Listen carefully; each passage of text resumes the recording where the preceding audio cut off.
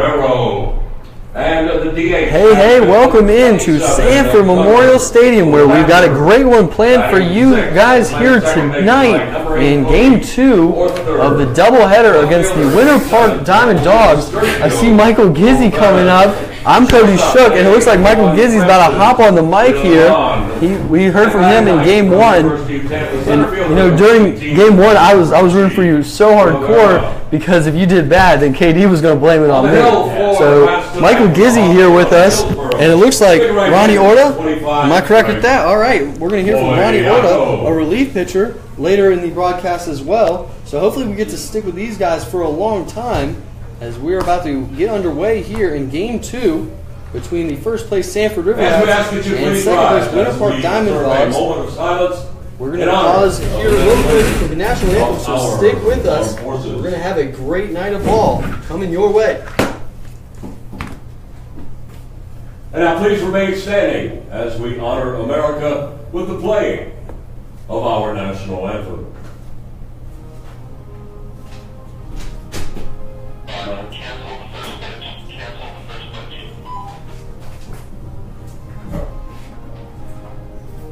No first pitch. Okay, thank you.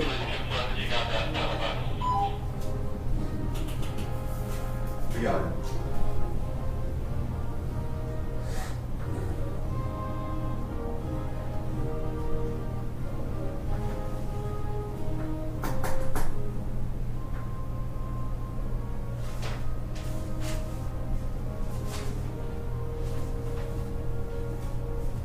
Teams of the players you're taking on the website? You don't know. I can tell you. From these two teams? Yeah.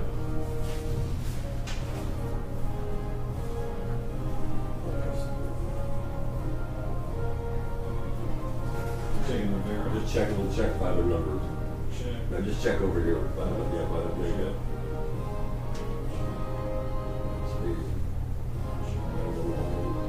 First version.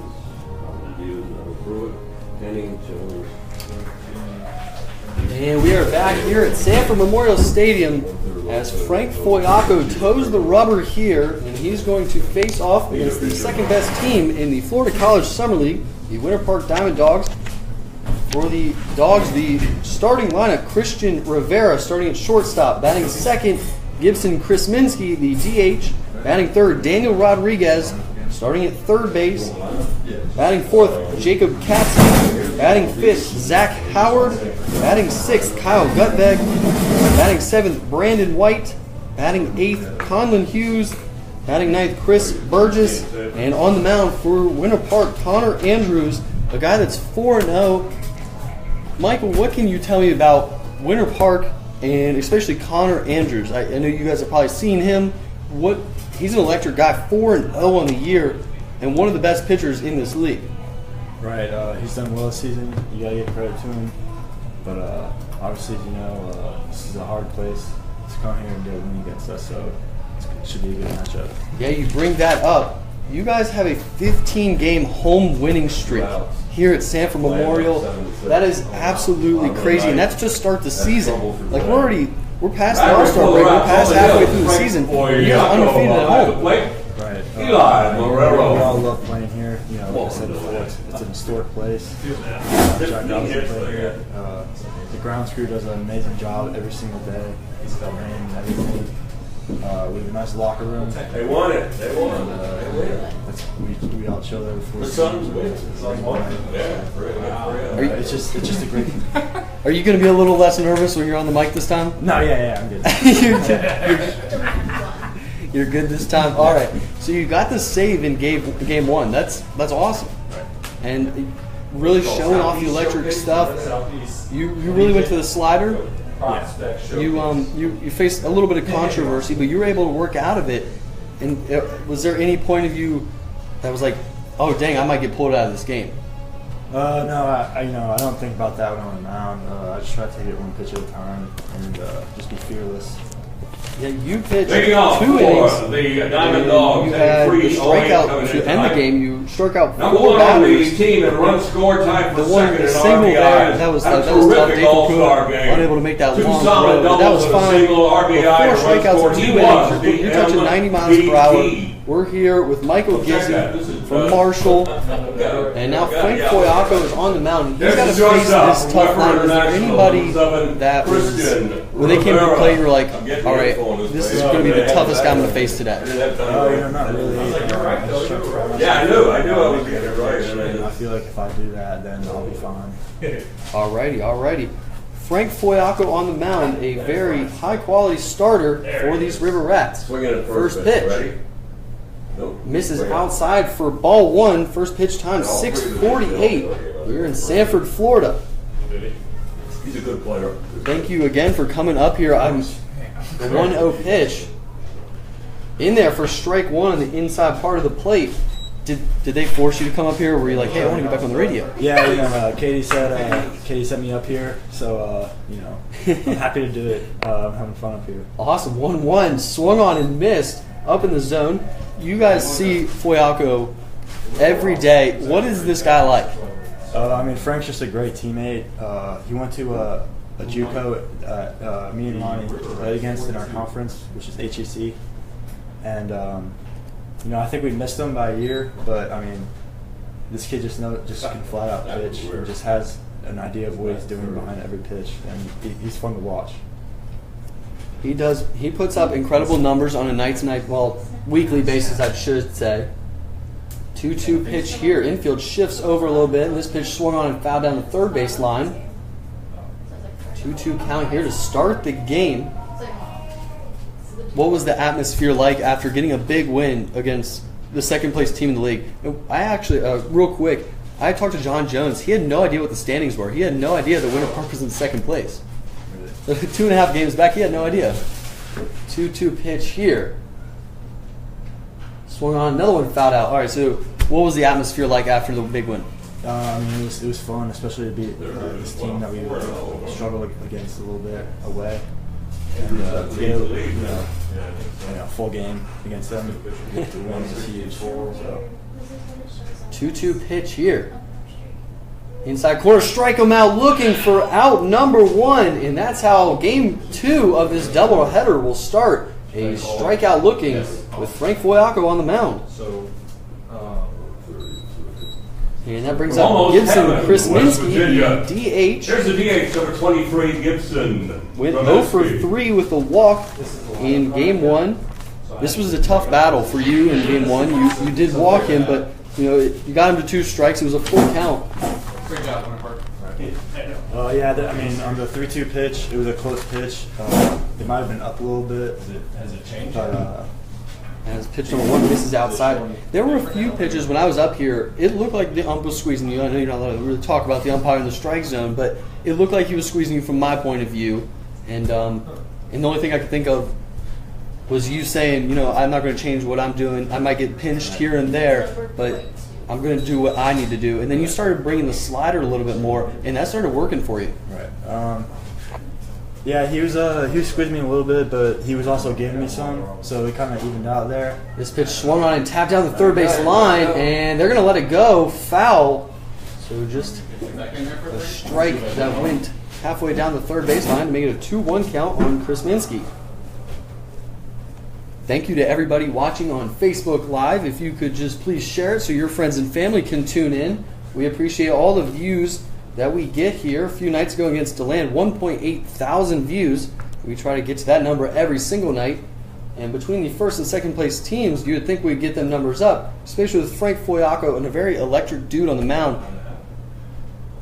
When you guys see other pitchers, do you try to maybe replicate what they do, maybe take a few things from them and bring it into your own pitching style? Yeah, I do definitely. I talk to everyone on our pitching staff.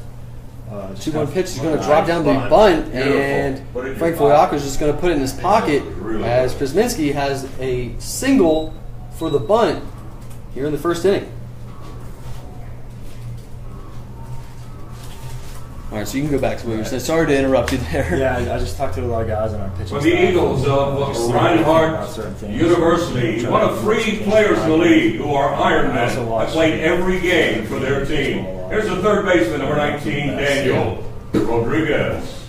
And I'm going to talk to you later, Ronnie, when he leaves. And so I'm going to. Don't worry, I'm going to roast you with a lot of questions back to back to back. You know, it'll come. When you at school or even here, do you guys use weighted balls? We had a little weighted ball program at Marshall, but you know, just talking to some people that I really trusted, you know, they said me personally that I shouldn't use those. So I kind of stayed away from them. But I mean, I have heard of stories that have great results, that kids have great results from using them. So. And this pitch swung and hit down the right field line, where Rodney Tenney is on the line, and he has it for out number 1, a long run there. At the top we of the talked league about it in game 1. What is it 850 like to have such an incredible fielding crew out there also by your back? These guys are incredible. Wheat Shockers, first baseman number 29, Jacob I've ever played with Catsby. at this level. So just special having them out there, and just knowing that anything hit out there is probably going to get caught. Like, what other right fielder gets that ball other than Rodney Tenney? That man can track it down. And then you have usually Richie Rivera in center field, and Dathan Pruitt plays left field. You guys, I mean, I feel like I could go out there and get outs with the fielders you guys have. Right. I played with Richie at State College, Florida, and I actually played right field with him. And I mean, playing with him was fun, and it was just he was just fun to watch because he just run everything down, and yeah, it's just awesome watching him be on this team. You know, like I said, I know a lot of these guys. To me, I think it's just a special team. And now coming up to bat, Jacob Catsby, an all-star selection for Winter Park. The lefty batter comes up with 2 outs and hits this one down the first base line in between first and second, and Krasminski is going to head to third, and a great throw from Rodney Tenney is just too late, as now there's first and third with 2 outs. You're in the top of the first inning. And now coming up to bat, Zack Howard. 288 coming in. Second, tied for second on the team in home runs from the Eagles of Embry-Riddle. Number 12, Zack Howard.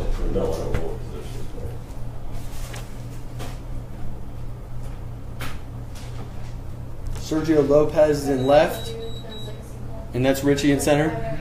On the game live, we don't have any names. There's no names. So, and then third base, Dathan Pruitt. Shortstop, Francis Villeman. Second base, Cody Orther. And first base, John Jones. And Zack Howard at the plate. Swings and misses at this one for strike 1. And you know how John Jones in game 1 was kind of sitting there laughing at you the whole time. He was talking up a storm. Gets on the mic, completely silent. Oh, really? My man John Jones kind of froze up. He kind of told me the opposite thing, and yeah. You know, I think he kind of gave me a hard time when he came back out there. He actually warmed me up, and you know, one of our coaches said he listened to me and I did well. But Johnny was giving me a hard time. But a 1-pitch swung on a hit to left field. Sergio Lopez is under it for out number 3. Frank Foyaco. Frank Foyaco gets out of the early jam. So we'll head to the bottom of the first inning where the River Rats are going to try to get on the board first. Stick with us. Is Frank Cuban? Yeah. Him and Eli both Cuban, right? All right. I'm going to say something about it. Are they both from there or no? I don't think so. You think? I don't think so. I went to second base. Okay, so Katie gave us a new song for Sergio, and it's Britney Spears. 29. Don't say that. 2 is going to right field. So Hey, I don't know. I don't care what it says. Like, I kind of like Britney Spears, honestly. Not for a walk. Huh? Not for a walk song. Hey fans, you can use your smartphone to play Micro Fantasy Baseball. Take a look at the program if you want to add the app and predict each bat in real time. Compete with the other fans. Fun for the whole family. Absolutely free to play. And every 3 innings, whoever's got the most points will win a prize courtesy of the Raps. Micro Fantasy Baseball Predict, Watch, and Win. Also, foul balls can be a tasty treat. Bring it up to the press box here. We'll give you a free cookie dough from Papa Murphy's. If you bring up the most, we'll give you a free Papa Murphy's large one-topping pizza. And a big thank you to Papa Murphy's, once again, our foul ball sponsor this season.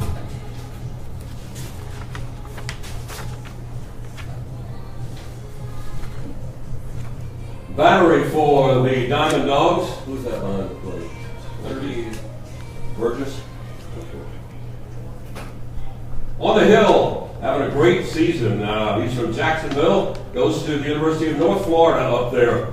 4-0 record, the best in the league, a 1.64 ERA in 22 innings, 26 strikeouts. The lead hitting a paltry 133 against number 21 Connor Andrews. Behind the plate from Middle Georgia is Chris Burgess. Okay, Zack Howard, good big, I guess, is the DH, right? I think.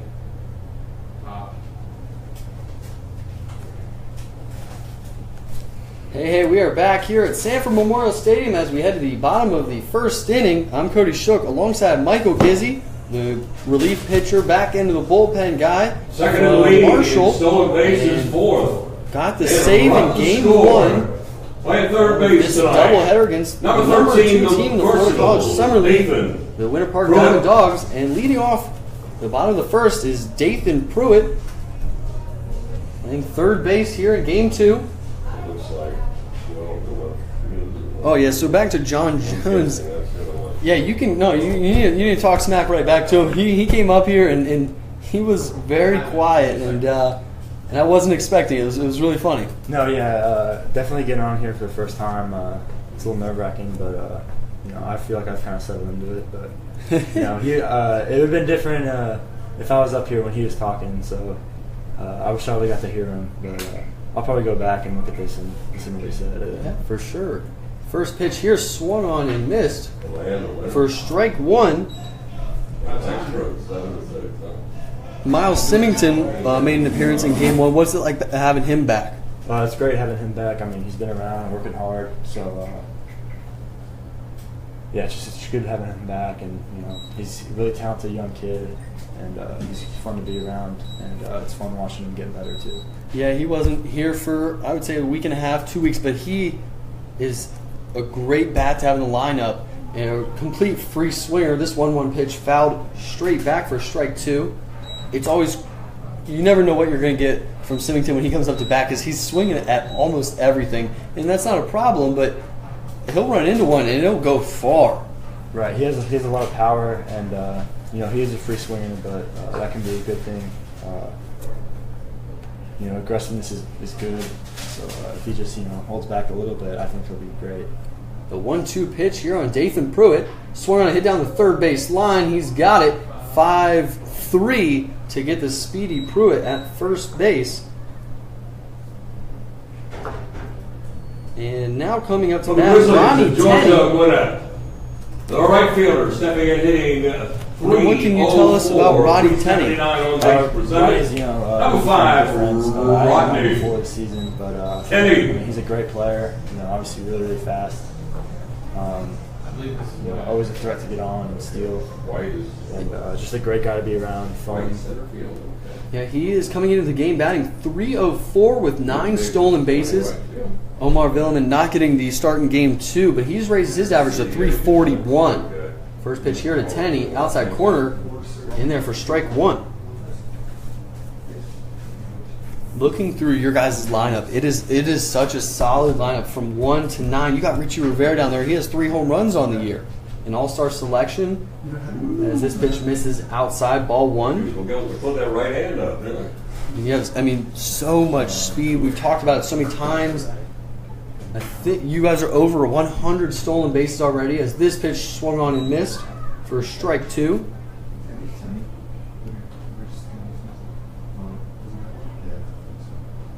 How big of a win was that? Coming out of the All-Star break, you guys won against DeLand a few days ago, and you guys are hot right now. This pitch swung on and fouled straight back. Oh yeah, we were hot before the break, and it was really good to kind of keep the streak going right after the All-Star break. You guys are 9-1 in your last 10 games. I don't even know if you know that, but what is it like knowing that you're coming to the ballpark with an incredible lineup, an incredible pitching staff on a night-to-night basis? It's a great feeling, and we all have a lot of confidence in each other to get the job done on a daily basis. 2-2 count here on Rodney Tenney with one out in the bottom of the first inning. Now one misses for ball 3, so now full count.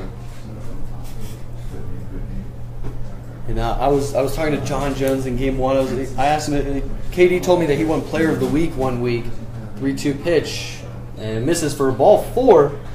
And Jones looked at me and said, yeah, I think I did. I think multiple times, maybe the SEC. I think so. And then I was like, I think Katie would tell me the right stuff. I mean, and Katie told me they went 7 for 7 and had 3 home runs a weekend. Jones was like, I don't think so. Like, I think it went 8 for 8 with a home run or something. I was like, all right, well. Yeah, Johnny's kind of one of those kids who doesn't really look at the stuff happening outside the game. He just shows up and just competes.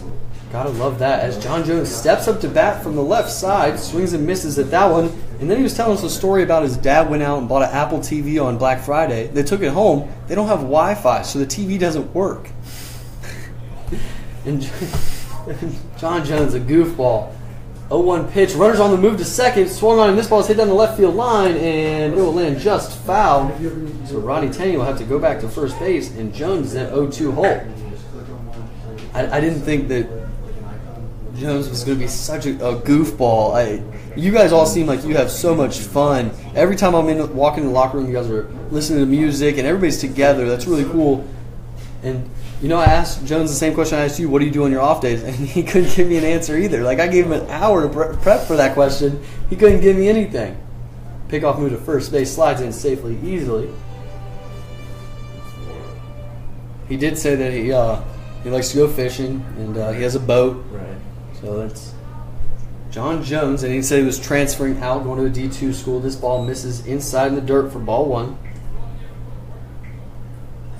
And you said you went to junior college, correct, and then went to Marshall. Right. Me and Johnny actually played together in high school, too, at Orange Christian.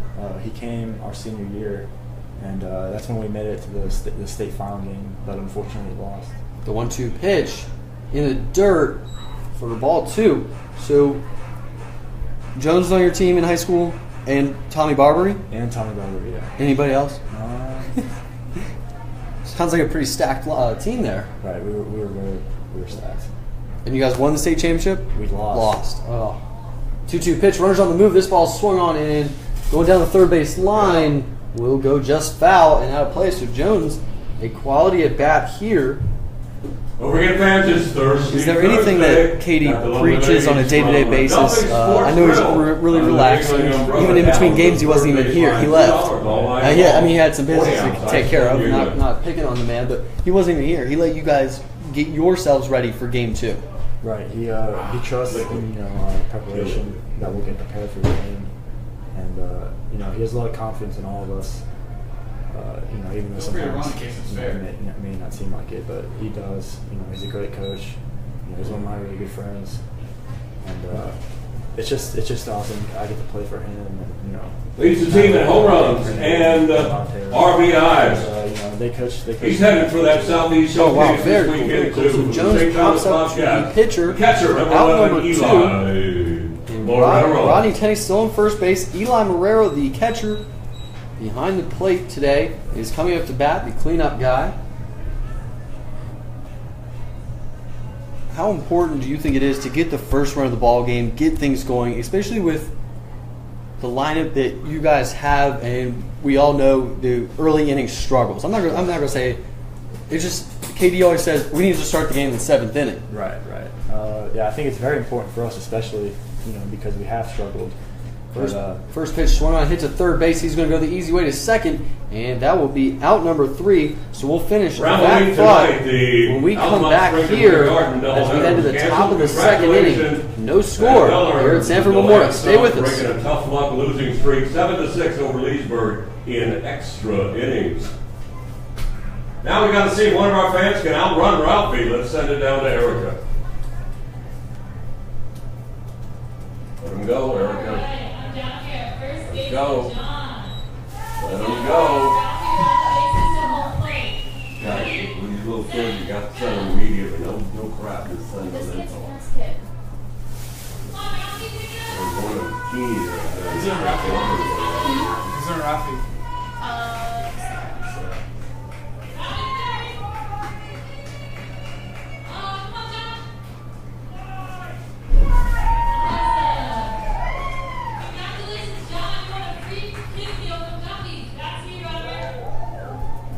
Tough luck, Ralphie, but you are the world's #1 mascot, Ralphie the River Rat. Congratulations to our young fan. We do have the fastest fans in the league.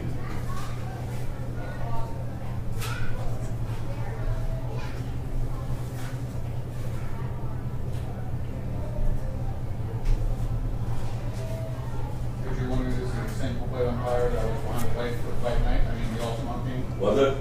You should, yeah. I can see the little shiny part on the back there. One that goes out real quickly to the mound when they have meetings there. And it does the toss players and push each other around. And we are back here at Sanford Memorial Stadium as we head to the top of the second inning. No score. Frank Foyaco on the mound. Cody Shook and Michael Gizzi up here in the press box. Leading off We're Winter talking Park all at the top of about the Rats second, time baseball. for second. In the lead in home runs, so a solid 329. First inning. Batting average of 917. Two singles, but was able to get out of it. The right fielder, Kyle Gutbeck comes up to bat Kyle. here in the top of the second inning.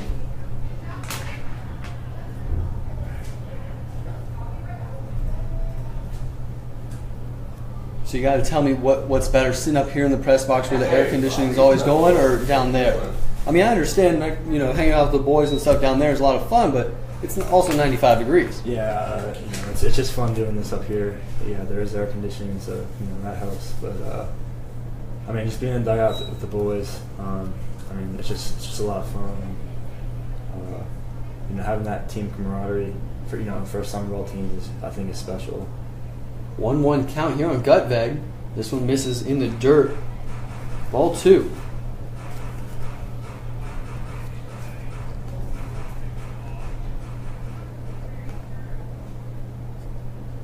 The 2-1 pitch. Swung on a hit into deep left field, and Sergio Lopez is going to turn his back. This one bounces off the wall, and Gutveg has got himself a leadoff double to start the second inning. And now coming up to bat, Brandon White from WVU. I had to mention that while you were out there. Did you think about that at all while you were out there? I heard them say it. Then again, hitting 333 and 985 outstanding. He was an all-star. He's headed up to North Carolina. We wish him well. Yes, he West did. Virginia, He got the center fielder infield number 2, single. Brandon. So weak contact, White. we'll say. And, that was a tough play, and Dathan Pruitt, it looked like it was an in-between hop. He was unable to really just figure out which hop to get it on. Frank Foyaco on the mound, 2-0 record this year. First pitch to White, misses upstairs for ball 1.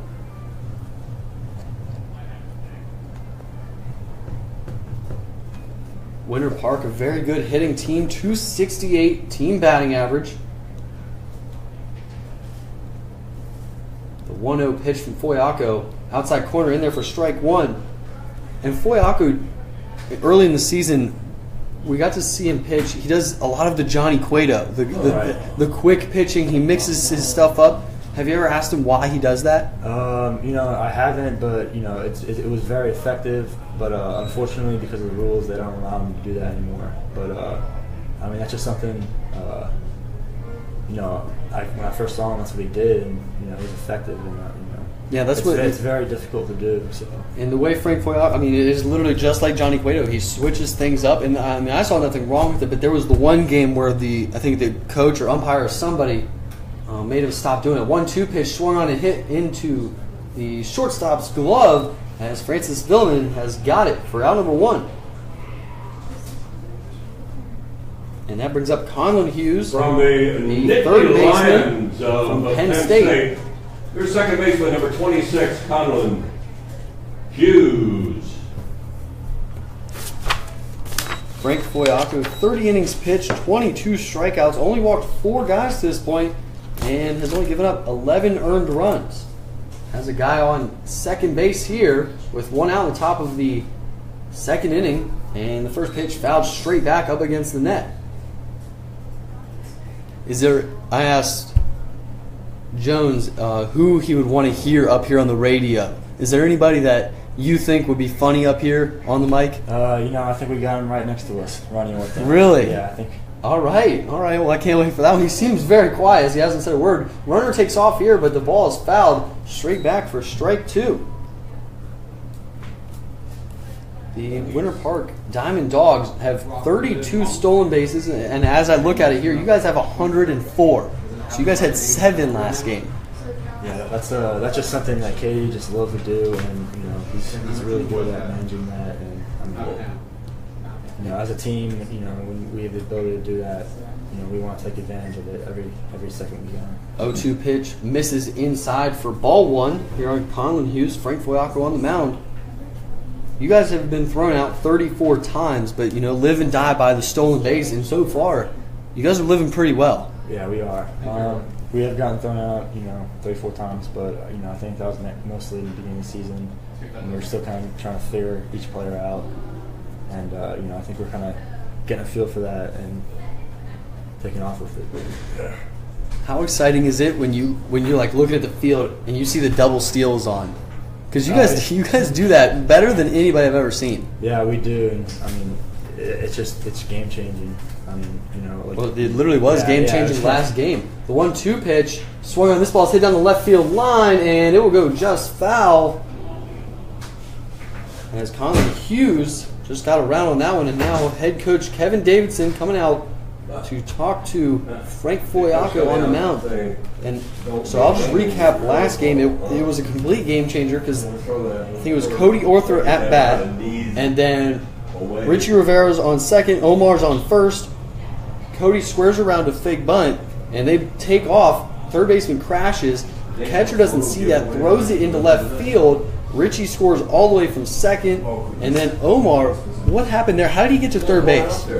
I was actually warming up in the pen, but I looked down and I saw that, and it was devastating. And in a summer league like this, I mean, teams don't really get the opportunity to practice like bump plays like that and everything. So I think that's why Katie loves doing it, or it's part of the reason, and it's got a very high success rate. And then Omar he almost just walked to third base. It was really crazy to see, and no one really knew what was happening.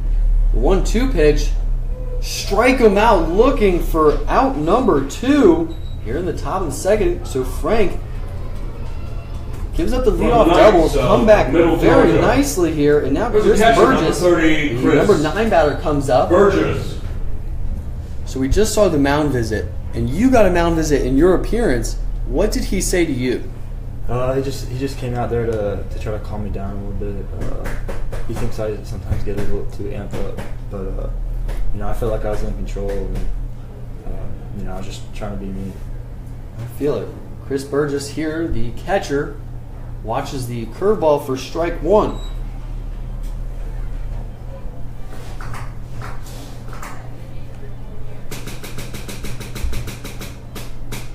The Winter Park Diamond Dogs already have 3 hits to this point. Here in the top of the second inning, game 2 of the doubleheader. This pitch swung on and hit into right field, and Ronnie Tenney is going to come up throwing a beautiful throw home.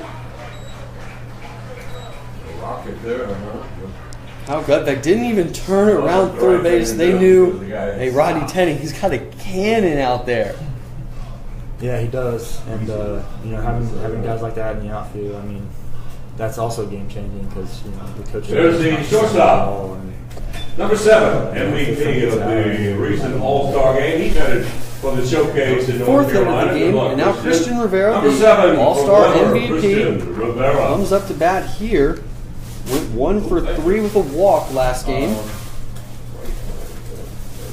John Jones kind of sort of told me that he's pretty uncomfortable at first base.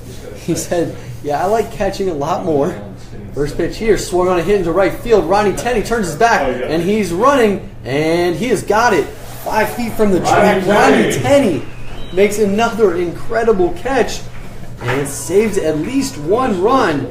So we head to the bottom of the 2nd inning, where the River Rats are going to try to get on the board first here at Sanford Memorial. Stick with us all night long.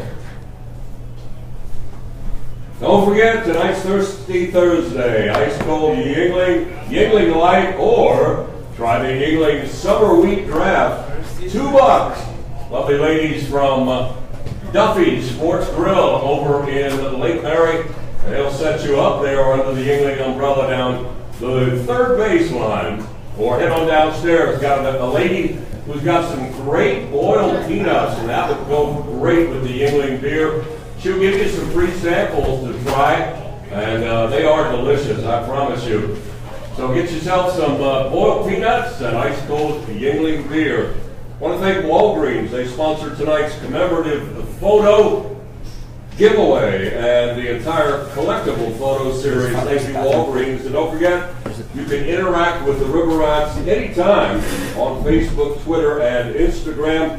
Keep up with news, upload photos, and look out for special deals just on social media. So visit us on Facebook, Twitter, and Instagram, and get social with the River Rats. Special guest in the house. We haven't seen him for quite some time. Always a pleasure to welcome back Bobby the Hammer Cephalo.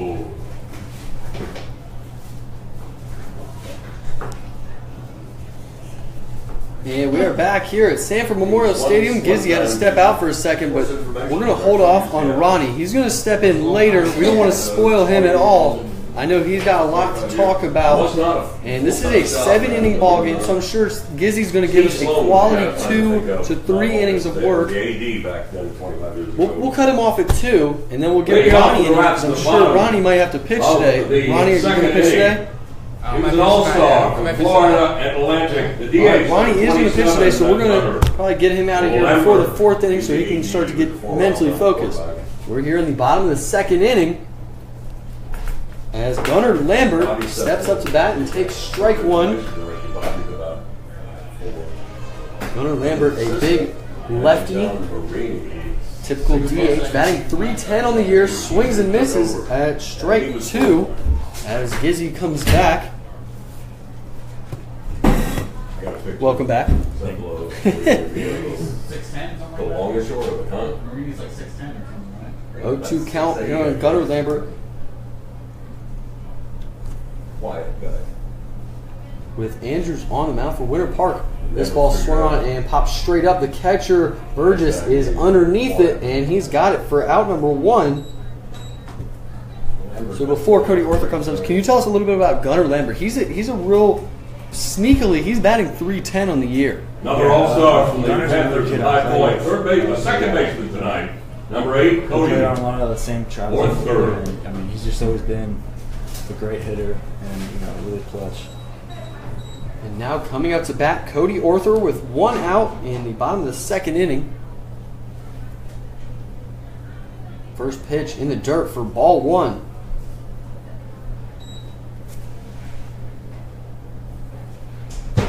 Cody Orther, a guy that's going to bat right around 300 all season.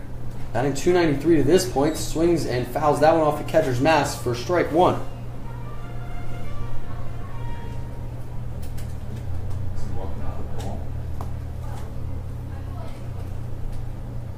Beautiful 87 degrees here in Central Florida. Just giving the catcher a second. What is it like to play in Florida? I mean, you go through so many ups and downs with the weather, with lightning. I mean, it rain every night, and mentally you got to be drained. Yeah, it can be difficult sometimes with the rain and everything, but I mean, I was raised here, so I mean, I love playing in the heat. You know, I like it a lot better than playing in the cold. So. John Jones and I had that talk. I was like, "Hey, you're going to a new place, so you want to mind come up to West Virginia? You can play for my school. I'll get you a starting spot real quick." 1-2 pitch swung on and fouled out of the stadium, and he said, "No, he's going to try to stay south. He doesn't want to go up to the cold weather." And I was like, "Oh, you don't want to put snow on the ground in March? Oh, who would want to do that?" So before you went to Marshall, had you ever seen snow before? I have. I have family in Pennsylvania and New York, so I've seen it a couple times. But to actually live in it was a different experience. 2-2 count here on Cody Arthur in the bottom of the second inning. Yeah, one of our interns said it started flurrying down here one time and everybody went nuts. 2-2 pitch swung on into left center field, and Cody Arthur is going to have himself extra bases as he rounds first, headed to second, and he will be in there with a 1-out double off the left center field wall. Cody Arthur showing off the pop there. He is. Cody's been clutch for us all season long, so a big part of our lineup. Cody Arthur from High Point. So, St. Thomas. And now coming up to bat, Sergio Lopez, a guy that every time I come into the locker room, he's always like the first guy that says hi to me or it greets me with like open arms. It's hilarious. And Lopez, can you just tell us a little bit about Lopez? I mean, Sergio's a really positive guy. I mean, he always seems positive, never really gets frustrated. You know, he can handle the bat really well. He's got some power, and just always good showing up here and seeing him smile. You guys sound like a great, fun-loving group. As Lopez comes up with 1 out, Cody Arthur on second base swings, and that one's fouled off the backstop here for strike one.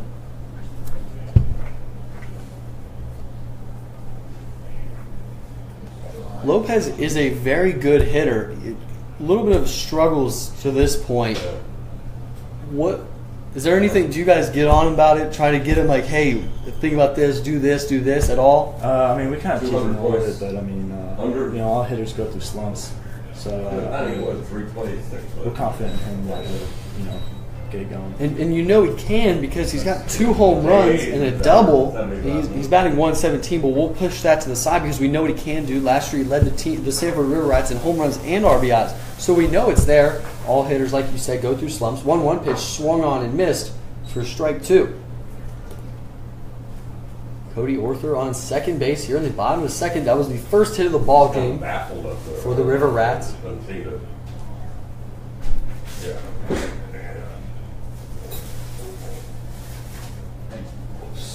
So growing up, were you just a one-sport guy, only playing baseball, or were you football in the fall, basketball in the winter? I mean, when I was younger, I played a little bit of flag football, but you know, when I got to high school, I wanted to play, but my parents wouldn't let me. So. No basketball either? No. Dude, you're like 6'4". Yeah, I know. You can dunk, obviously, right? Yeah. All right, very cool. I can barely touch net. 1-2 count here on Sergio Lopez. We're going to try to get on the board here. 1-2. Misses outside. 2-2 count now. Francis Villeman on deck. Between you and me, who's the better fielder, Omar or Francis? I gotta ask these questions, you know. Francis is a true shortstop, and Omar's a true second baseman. So, you know, different positions, but I think Francis might have the better arm, but you know, Omar's obviously older and more experienced. So. I absolutely love all of your answers. They are just so politically correct and so perfect. The 3-2 count on Sergio Lopez misses ball 4, and Lopez is going to take the walk to make it first and second. How cool was it for you guys when Francis hit the home run against Altamont? It was awesome. OPS. Here's the shortstop headed for St. John's River. Number 1, Francis Villeman. Just awesome. What was that? The first time you guys have ever been a part of something that I would say emotional. I'm not going to get into it, but that heated. I was actually in some brawls this year at Marshall, so nothing too crazy, but it was similar. But yeah, a lot of adrenaline, in those. And yeah. First pitch here to Francis, swing and a miss for strike one. And Francis, a lot of your guys seem like they play with a lot of emotion, and Cody preaches that. He says, hey, I want my guys to bring it to the ballpark, wear your heart on your sleeve, and give me everything you got. And it seems like you guys really like to do that and play for him that way. A one pitch. Drops in the curveball for strike two, and Francis Bowman finds himself in a hole here with one out in the bottom of the second inning.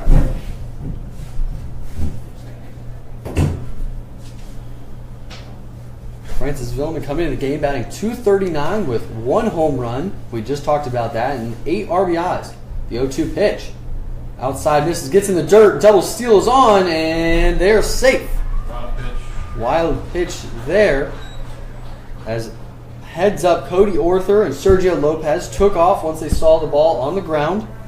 Moves them up 90 feet, and Francis Villman's job just got a little easier. Here against a very good pitcher in Connor Andrews, 4-0 on the year.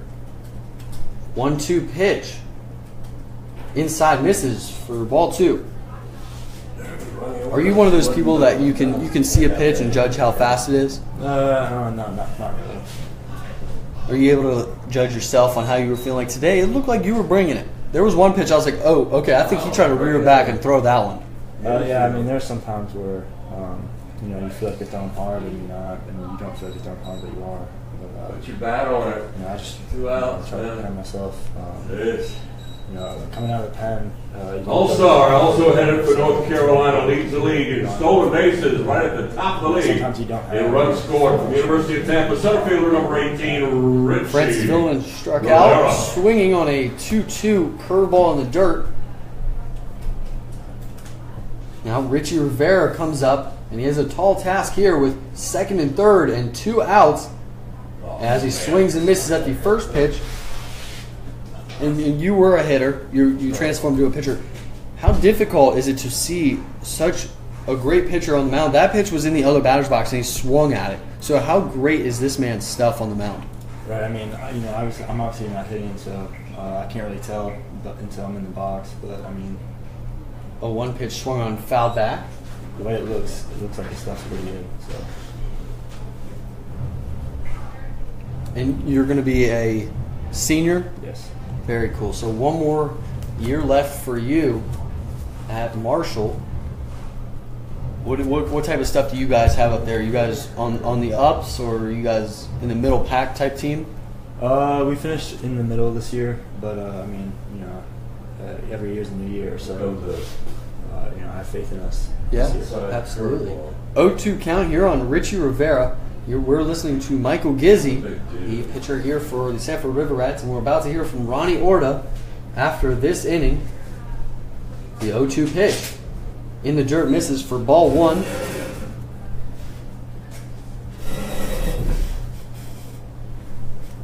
And we talked about how aggressive you are as a pitcher with a 1-2 count, 0-2 count. And then as I said that, you said that you usually break off a slider low, or you try to challenge him up with the fastball, and you broke off that slider immediately. The 1-2 pitch, check swing, he did not go. So it was pretty cool that you just talked about it, and then you went out there and you did it, and then I think you got that guy out. The River Rats won game 1 against the Winter Park Diamond Dawgs. We have 2s on the board here. 2 balls, 2 strikes, 2 outs. Richie Rivera, guys on second and third. This ball outside misses for ball 3. Looked like Andrews there got a little frustrated with that one. Thought that was strike 3 material. Rivera coming into the game batting .240, 3 home runs, and 5 RBIs. One of the fastest guys in the league. Him and Dathan Pruitt now tied for stolen bases. 3-2 pitch. In the dirt, gets through, and Cody Orther is headed home, and he will be safe. As Richie Rivera is going to head to second base now, long throw, and now there's in a rundown, and he is out at second, but did the run score? He did score, So heads up there by Sergio Lopez to score all the way from second base. So Richie Rivera showing off his speed there. And Sergio Lopez comes across. So two-run score. We have a brand new score here at Sanford Memorial Stadium. The River Rats lead 2-0. As we head to the top of the third, we're going to have Ronnie Orta hop on the mic here. Thank you so much, Michael Gisney, for stopping by. Thank you, Ben.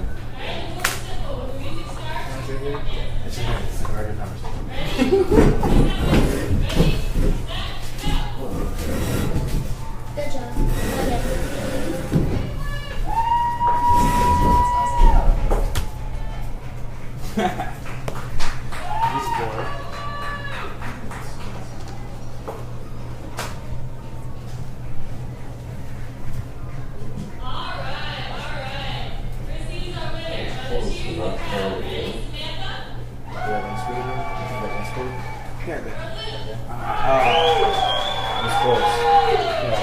He wasn't even looking at that.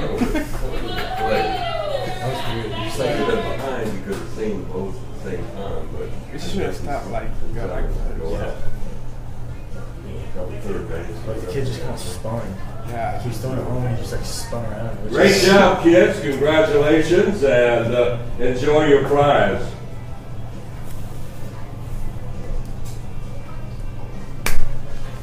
Hey, we are back here at Sanford Memorial Stadium. I'm Cody Shook alongside Ronnie Orta, the relief pitcher for the River Rats. As we head to the top of the third inning, Frank Foy-Acco still on the mound. And Ronnie, you're from Nova Southeastern. Yes, sir. All right, and that's a very good baseball program. Yeah. Well, It's West Virginia more than a baseball Buccaneers program. It's is like a Morgantown. family. Here's the DH leading off the top of the And, third floor. you know, I've heard you've got a pretty interesting story. From Esky. What do you have? Do you would you care to share your how you just said baseball is your family at Nova Southeastern? Yes. And why is that?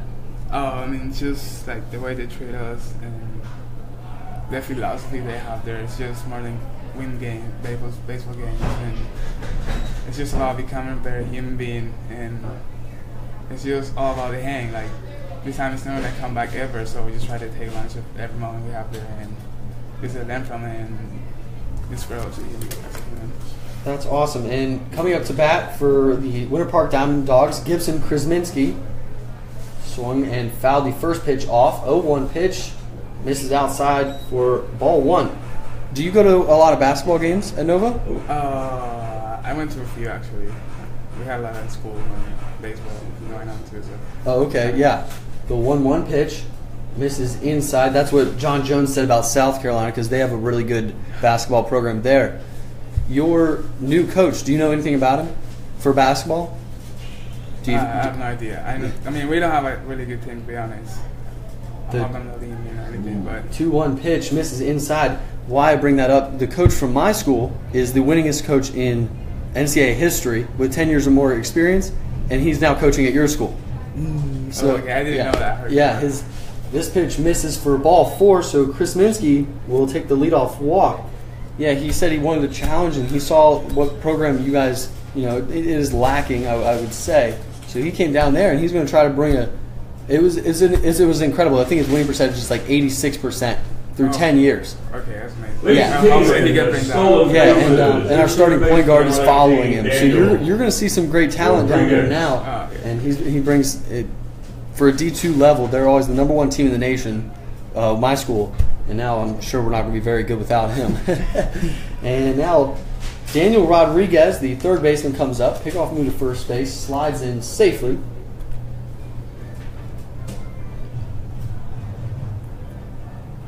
Are you nervous right now? No. Awesome. Because the man next to you was very nervous when he got on. That's fine. Have you ever got to call a game or anything? No, because you're always out on the field, right? Yeah. First pitch here to Daniel Rodriguez. Squared around to bunt, pulled it back. Ball one.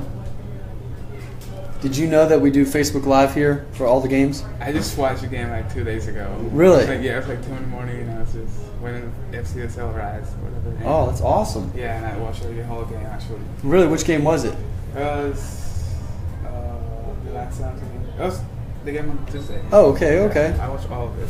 Oh, wow, that's awesome. What'd you think? It was pretty good. I like What'd you think of the commentator? Oh, you're awesome, bro. Man, high praise. Thanks, man. So Frank Fogliacco here has missed on the first 2 pitches as Rodriguez has himself in a 2-0 count.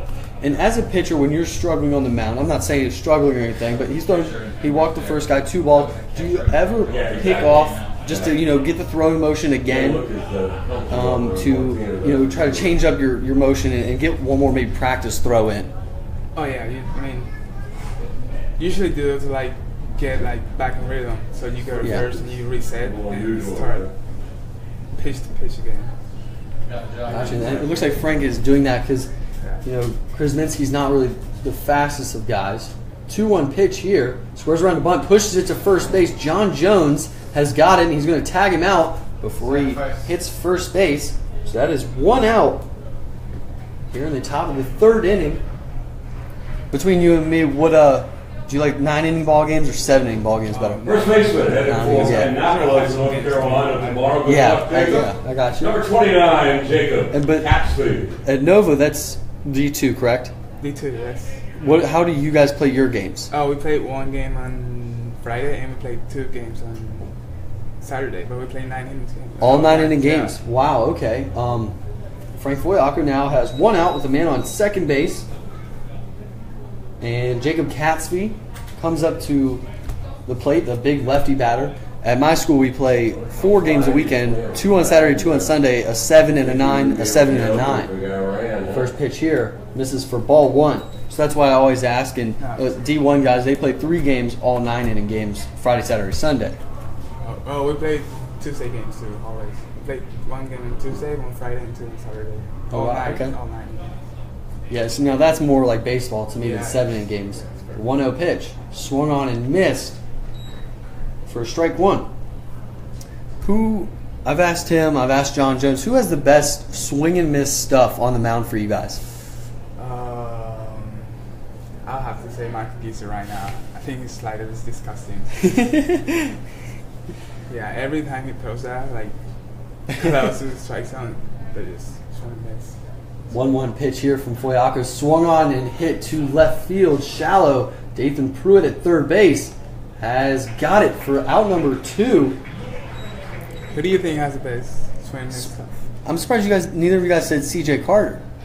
Oh, he's got some good stuff. He's got 30 strikeouts or something in 15 innings. That's true. Yeah. Gizzy over here, he didn't say nothing. Gizzy 12, has Zack pitch as much Howard. Carter, so you can really tell that. I feel like Gizzy does. What about you? You got some good stuff on the mound too. Yeah, I do too. I'm top 30 in the team. It's all right. Stay humble. I like it. As Zack Howard comes up to bat here, swung on and fouled that one straight back for strike 1. We're here talking to Ronnie Orta from Nova Southeastern, a back end of the bullpen guy for the Sanford River Rats. Is that what you do at Nova, or do you start? Oh, that's what I did at Nova this year. Yeah, I was a reliever too. And you like that better than starting? Yeah. It's like a hitter, you get in slumps and stuff. So yeah. 0-1 count here on Zack Howard, the right fielder for Winter Park. Swung on and hit to Francis Villeman. Backhands it, long throw over. He has got it for out number 3. Stick with us here after the quick break. We're heading to the bottom of the 3rd inning. The River Rats are leading 2-0. Stick with us. And of course, environmentally sensitive Waste Pro. Hope you're feeling lucky tonight. Fans, we've got a raffle going on. We'll draw at the end of the 6th inning. Plenty of great prizes. You can get a ticket for $1. Get that to arm's length for $5. Or the full wingspan for $10.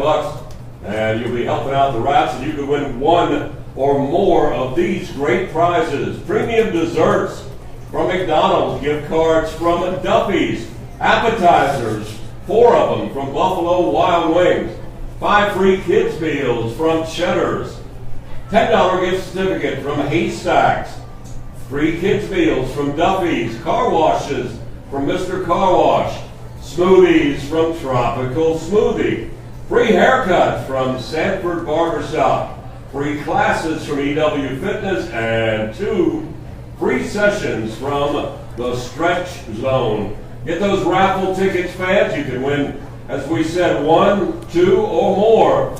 And of course, you'll be helping out the Rats. Will draw at the end of the 6th inning. Michael, you want to do the PA? Half inning? No. Ryan? No. I'll do it next inning, like before I go down. You want to do it? I'll do it before I go down, yeah. All right.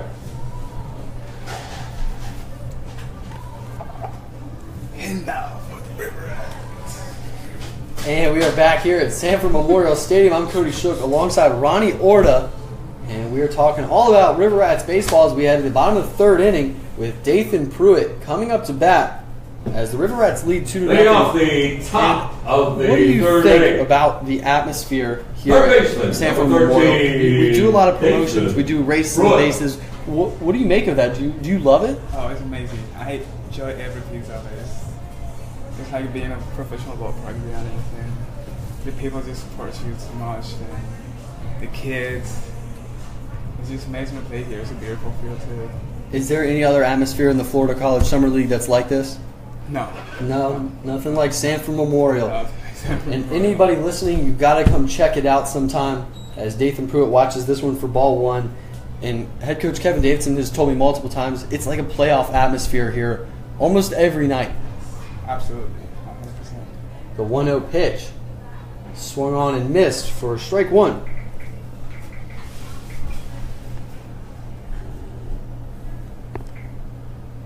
And it's always cool when the races the bases and like the 5th or 6th inning, or and you guys all come out and you high five the kids, and that just makes their day almost as much as it makes yours. Yeah. Those kids are so excited to do that and be like the big leagues, or not big leagues, but the big guys like you guys. 2-1 count here on Dathan Pruitt. Who is the fastest guy on this team? I have to say Rodney Tenney. Rodney Tenney? 2-1 pitch, swung on, fouled out of the stadium for strike 2. I asked Gizzy this question. I asked Jones this question. Do you ever get scared about your car being parked back there? Actually, I don't have a car, so I don't have to worry about that. All right, so you're not worried at all. All right, 2-2 count here on Dathan Pruitt. Swings at this one, and it goes into right field. So Dathan Pruitt has himself a leadoff single in the bottom of the 3rd inning. And we're going to go down the line here. What pitch is Dathan Pruitt going to steal on? Second one. Second pitch? Yeah. 3rd pitch? All right, so we got 2nd, 3rd, 3rd, 1st. All right. It's always fun to do that up here because Dathan Pruitt There's a right fielder. is so fast. It's incredible. 17 stolen bases. No caught stealings. None. He's good. 17%. He's a smart runner. Yeah, that's what John Jones and Gizzy said. And I hope to have him up here sometime. I hope to have all you guys up here. And now coming up to bat, Ronnie Tenney. He'll lay it down from time to time. Dathan Pruitt, first pitch. First pitch. The delayed steal pays off there. Number 18 for Dathan Pruitt.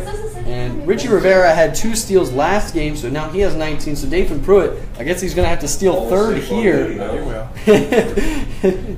Just a delayed, so simple and so easy for Dathan Pruitt. He goes first. Congratulations to our stats guy. Said first pitch, and he was correct. And I think that's the 2nd game in a row he's been correct. As Ronnie Tenney drops this one down, Dathan Pruitt is at 3rd, and Ronnie Tenney will be safe at 1st. He'll beat it out in an error throw, and 1 run's going to score. Ronnie Tenney will find himself on 2nd base after the Dathan Pruitt scoring one single. And we have a new score here at Sanford Memorial Stadium as the River Rats now go on top 3-0. And because of Dathan Pruitt and his aggressiveness and how smart he is, he found himself on 2nd base. South Carolina, John. And now we're almost in the same situation, and John Jones is coming up. We're all hoping John Jones goes yard here. You know, he's a friendly member of the show up here, so we like him. And, you know, when Michael Gizzy went back out on the mound last game, this pitch swung on, and it's going to go down the 3rd base line, and it will hit off the overhang there. So John Jones gets another shot at it. And, when Gizzy went out to the mound, I said, this is now my new favorite pitcher. He's been up here. He was the first guy to come up, so I'm rooting for him. But now it's a tie. Ronnie Orta and Michael Gizzy. I was hoping for that. Oh, absolutely. Appreciate it. Are you a native of Florida? No, I'm from Venezuela, actually. I came here 3 years ago. 3 years ago, just to play ball? Just to play baseball and go to school. Wow. 0-1 pitch. Ronnie Tenney takes off to third base, and the catcher drops it. So Ronnie Tenney has himself a stolen base. Orlando Sanford International. It looked like the catcher was a little upset there that he dropped it. He was not going to get it. Ronnie Orta up here in the press box. It is incredible. This is the first day of games that I've had guys come up, and it's super exciting. 1-1 pitch here on Jones, misses outside for ball 2. And I'm certainly going to try to have you guys, everybody come up more often because it makes the game so much better. And you guys give an insight to the game that I don't know.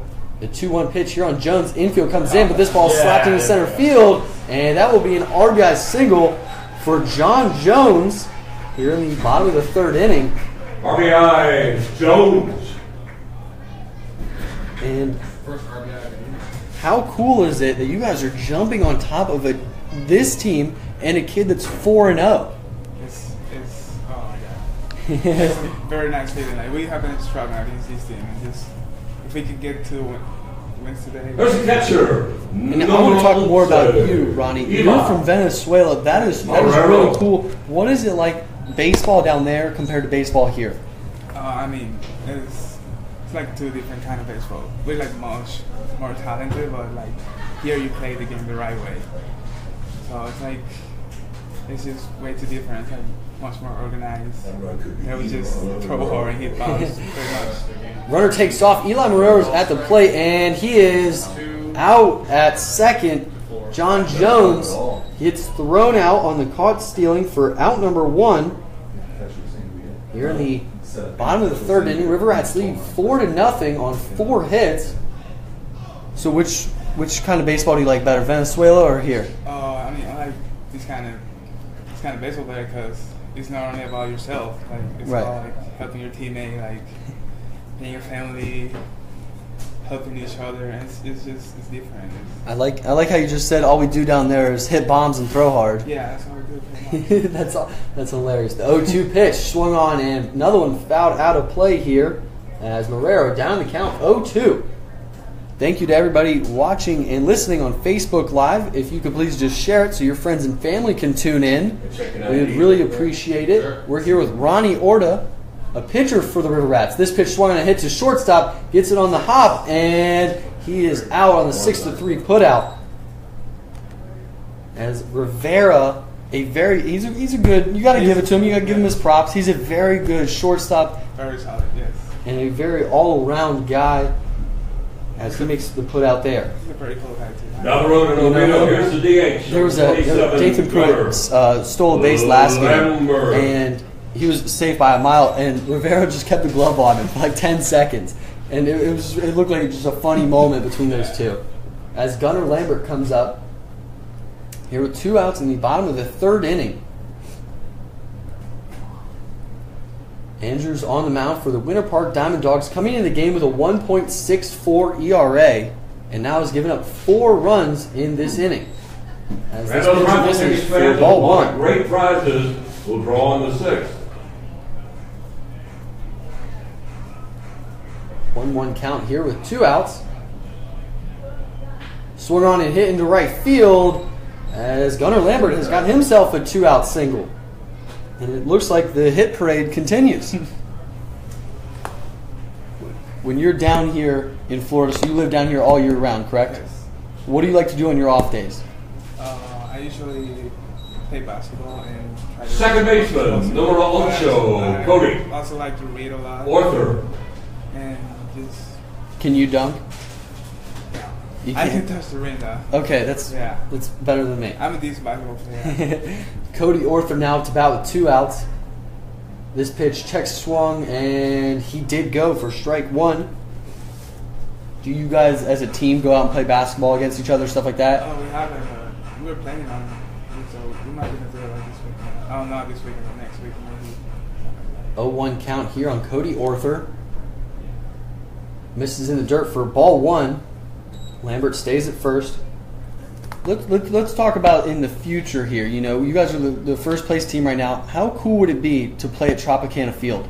That'll be awesome. We actually did it last year, so it's experience. It was tremendous. Right, yeah. You're a returning player. Yeah. And you got to play at the Trop. 1-1 pitch. Swung on and missed for strike 2. Didn't you guys got to take BP on the field? No, you didn't. Okay. So you didn't get to see like how difficult it is or anything? No, we just played. Just played. All right. 1-2 count here on Cody Orther. Had a double back in the second inning. Watches this one for ball 2. Do you like to go fishing or anything? I do like fishing. I can never catch anything. Ronnie Orta likes to go fishing but never can catch anything. 2-2 pitch. Swung on. This ball is going into right center field. And Brandon White from WVU is going to track this one down for out number 3 as we head to the top of the 4th inning. Hopefully we can hang on to Ronnie Orta for at least one more inning before he has to go down because he's going to pitch today. So stick with us here at Sanford Memorial Stadium. Never frozen. Let's send it down to Erica.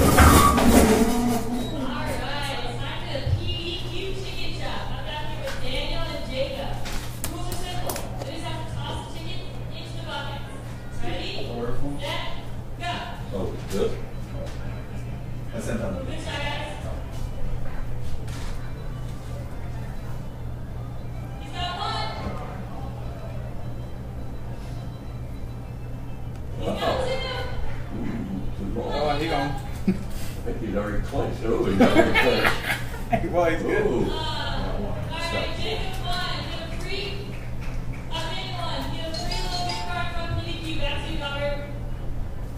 Boy, we got some good chicken choppers there. That man had 3 out of 4. Enjoy your chicken at PDQ on Reinhardt Road. And folks, we recommend it highly whenever you go in. Please tell them thanks for being great sponsors of the Rats this year.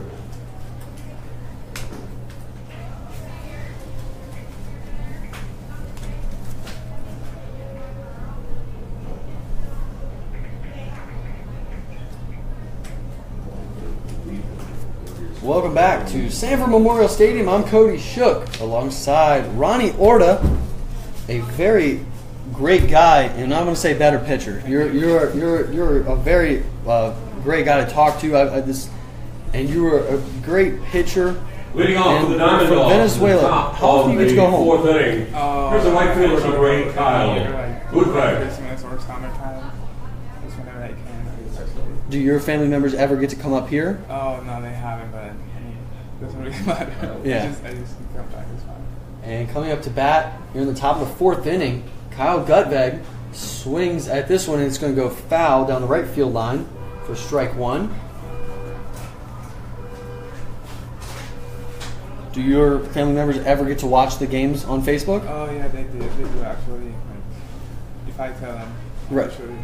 I usually don't because I don't have time or anything, but yeah, they know about it. And Awesome. they follow the Rats on Facebook too. Oh, Instagram, good.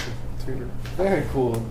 Always good to have extra fans. And Gutveg down in the count 0-2 here. Frank Fuiaco on the mound. In the dirt, misses for ball 1.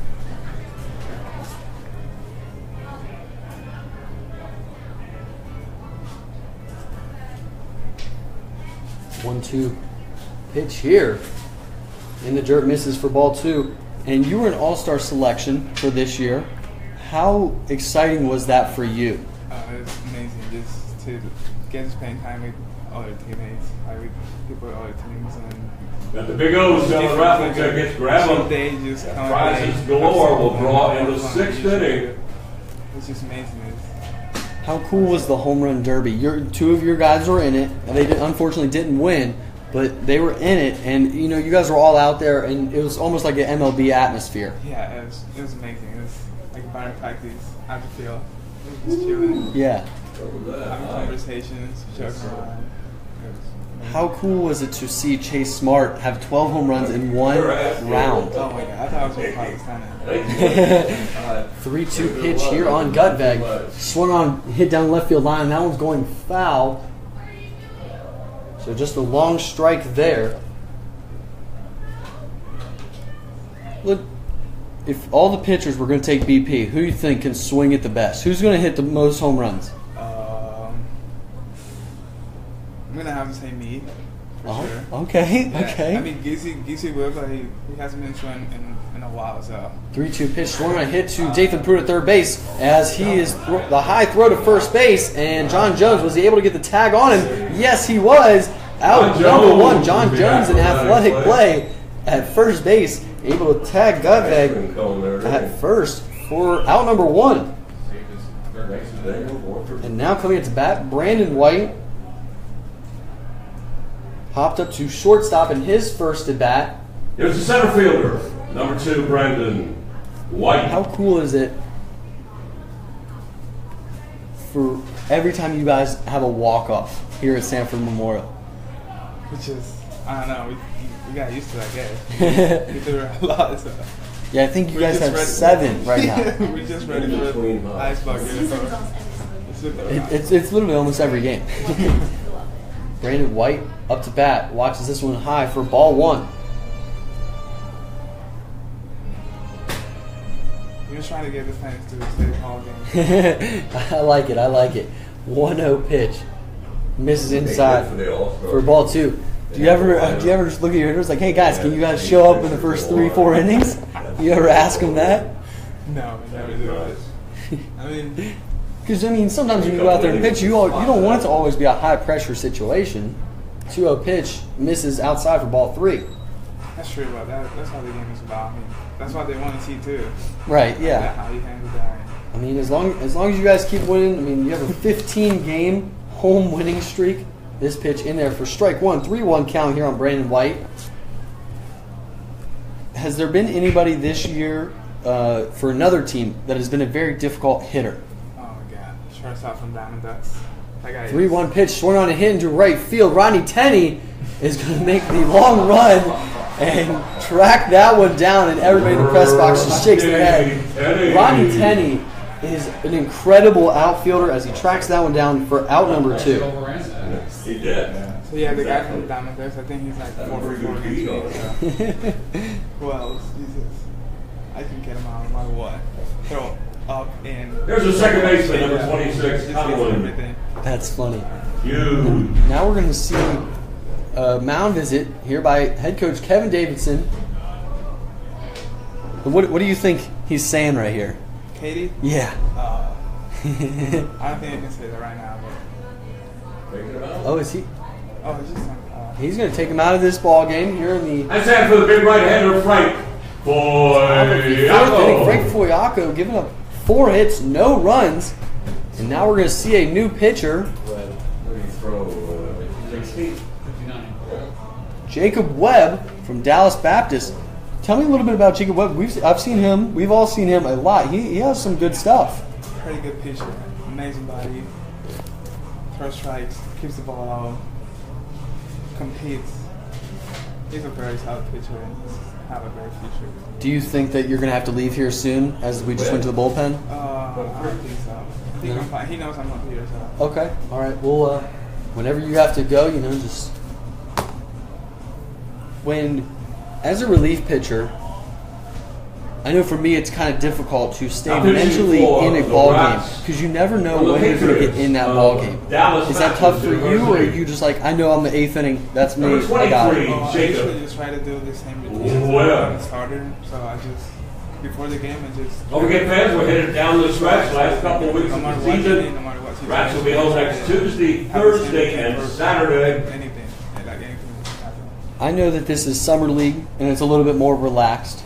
Do you still study up maybe the way you would in the spring? Do you look at spray charts? Do you look at batting averages, doubles, anything like that in the summer ball? I usually use... Next Saturday, we're going to honor the men and women First Responders Night. All police, fire, and first responder free admission that night, and we're going to have a Helicopter Is there anybody in the major and leagues that you landing maybe right model here yourself on after? Sanford Memorial Stadium center field. And don't forget, next Thursday is Scout Night. Both of those guys The Lightning will be in. very hard. Rats will be hosting. Martinez All the gets boys to and 100 Girl every once Scouts in a are all while. welcome. They get in free if I they think, wear their uniform. One of my favorite pitchers is Steven We'll take Strasburg. part. He's They will a take good part guy in all to pregame activities. look up They to can get because he here a little throws bit so early, hard. like And 6:30. So Scout Night next he's got some Thursday. electric First stuff. Responders Night is next Saturday, and I have to be home also on Tuesday. And Jacob Webb is going to come in here in the top of the 4th inning I just read them. to try to get the final out of the inning. And Conlon Hughes, the third baseman, is going to come up. Struck out looking in his first at bat. Landing in the outfield. First pitch misses outside for ball 1.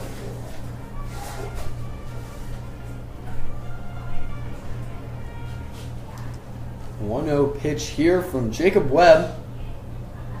Misses in the dirt for ball 2. Webb has thrown 28 innings pitched, 3.86 ERA. So a very quality pitcher.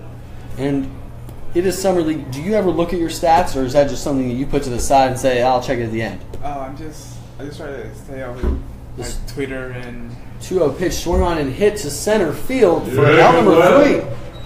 so yeah, I just try to stay up like with Twitter and Facebook and everything you post, and I just have an idea. And I know.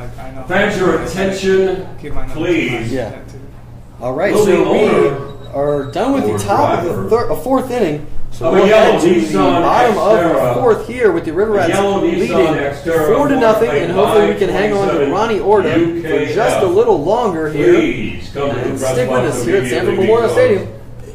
You have the dirtiest vehicle in the parking lot, and we are going to get that Xterra sparkling clean courtesy of Mr. Car Wash, the best in town. Mr. Car Wash with 2 locations in Sanford. Ask them about the Unlimited Wash Club. It's a great deal. But we've got a freebie for you. If that's your Nissan Xterra, the yellow one with the dust all over it, head on up here to the press box, and we'll give you a coupon good for a free car wash.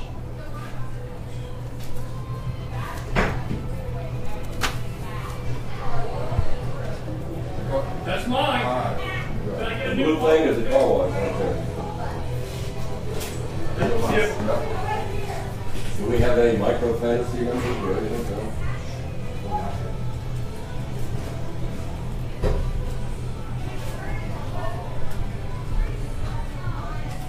No? Chicken here. That's you. What? PA. Oh. I got you. I got it. No.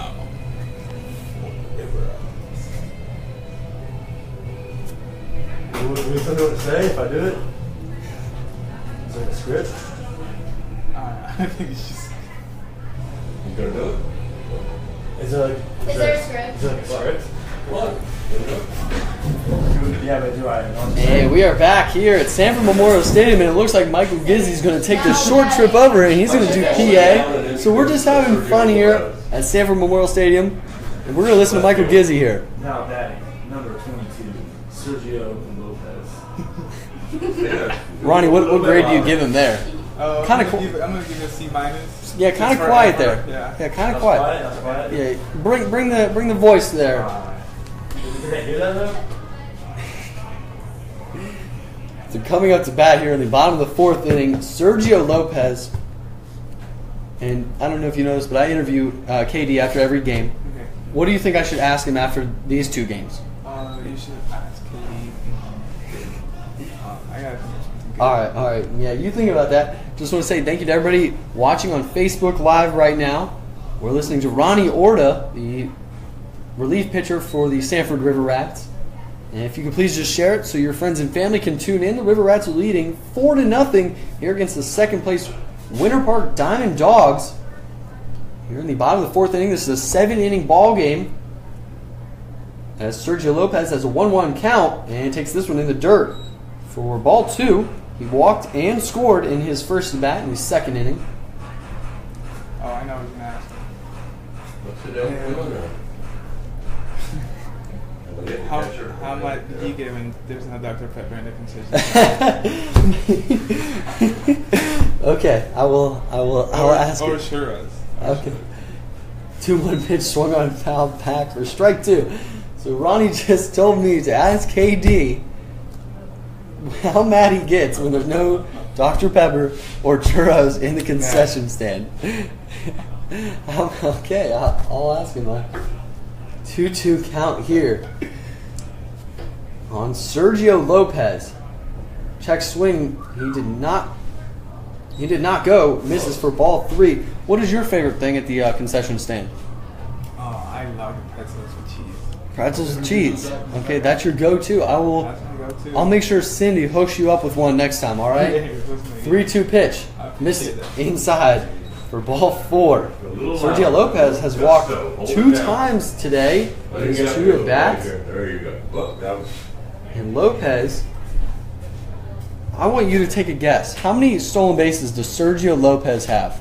He has It was 10 for 10. 7. 7? He has 10. He hasn't been caught stealing. Nice hand. Sergio. Connor Andrews. And I think we are gonna see a new pitcher here. Good. There you go. Why are all the coaches going over to talk to Sergio? Something wrong with? They're gonna go like in this situation, like. Okay.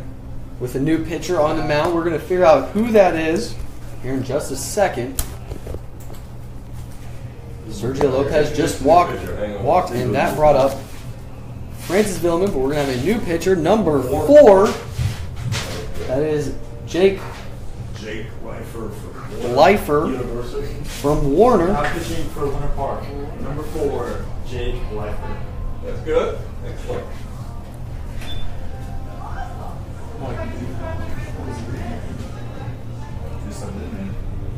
Who do you think is the most dangerous guy in your lineup? Right now, Maybe not the lineup today, but overall, who's the guy that you want to come to bat? I want to see Johnny Jones how to play. You want to see Johnny Jones at the plate in a clutch situation. Yeah. All right. Against a very good pitcher too. Doesn't matter who it is. Who is the biggest jokester on your team? And I'm going to tell you who Gizzy said. He said everybody on this team's a jokester. Oh. Who's the biggest jokester? And don't give me the politically correct answer. I want to know. Personally, I think that Richie Rivera and Michael gets the time first place. For first place. That's what I thought. Everybody said Gizzy over there is a goofball and he's a jokester, and then he comes in here and says nothing.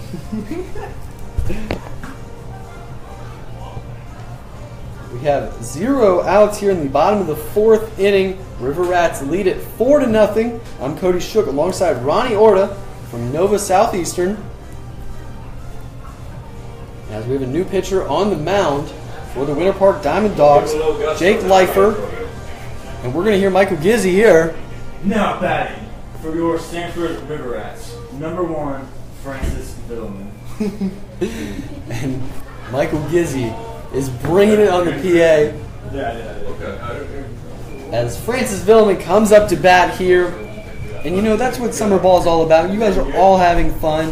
And even the DeLand guys, they're struggling. But that's a very good team. But they always have fun, and their spirits are never dying. Yeah, they do. They always compete no matter what the score is, and they're really fun to play against. And you guys always have very close games against them, as the first pitch misses ball, and then Sergio Lopez gets thrown out at second base on the caught stealing. Just jinx. Sergio Lopez. I just jinxed Sergio Lopez. No, that's my job. I'm supposed to bring up the stats. You can't blame this on me. And you can't go down there and tell Sergio that I jinxed him. I'm the guy that brings the stats. I can't do nothing about that. That's what I would say. If you were in the dugout, that's what I would say. But I'm not in the dugout, so When I'm here, bring the dugout with me.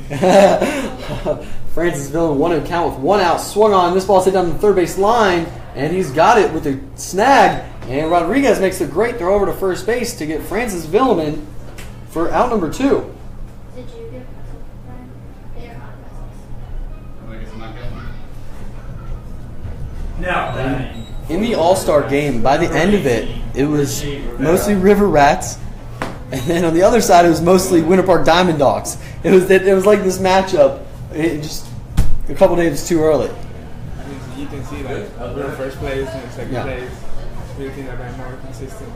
And now coming up to bat, Richie Rivera, the center fielder, apparently the biggest jokester on the team, according to Ronnie Orta, takes ball 1. And Michael gets it too. Michael gets it, okay. Yeah, gotta remember that. Yeah, you have to. 1-0 pitch. Misses in the dirt for ball 2. And this might be the last inning that we get to see Ronnie, as he's probably going to head back down to the dugout and then the bullpen, and then we'll be cheering him on as he hopefully enters this ball game. 2-0 pitch with 2 outs, bottom of the 4th inning.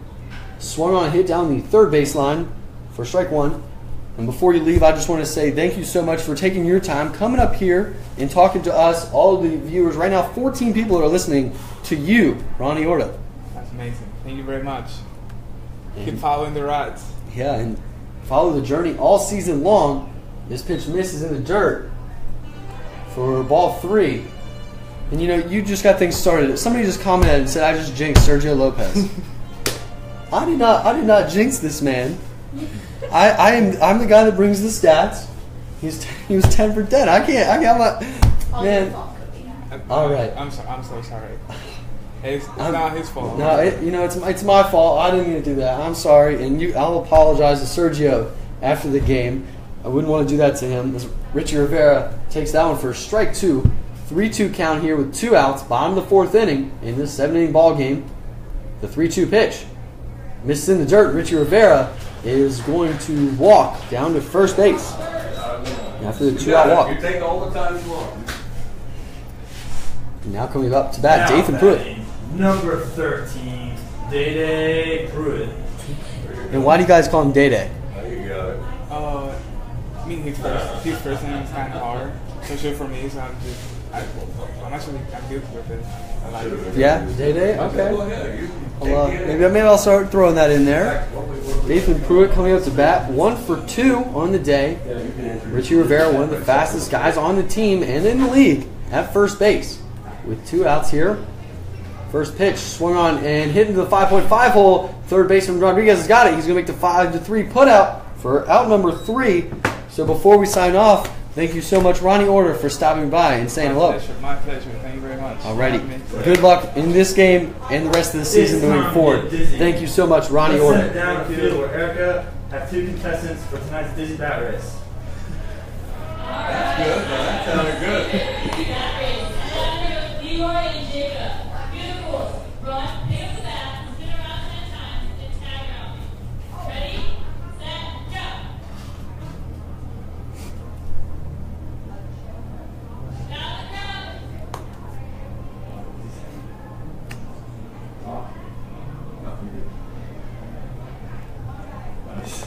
Coach.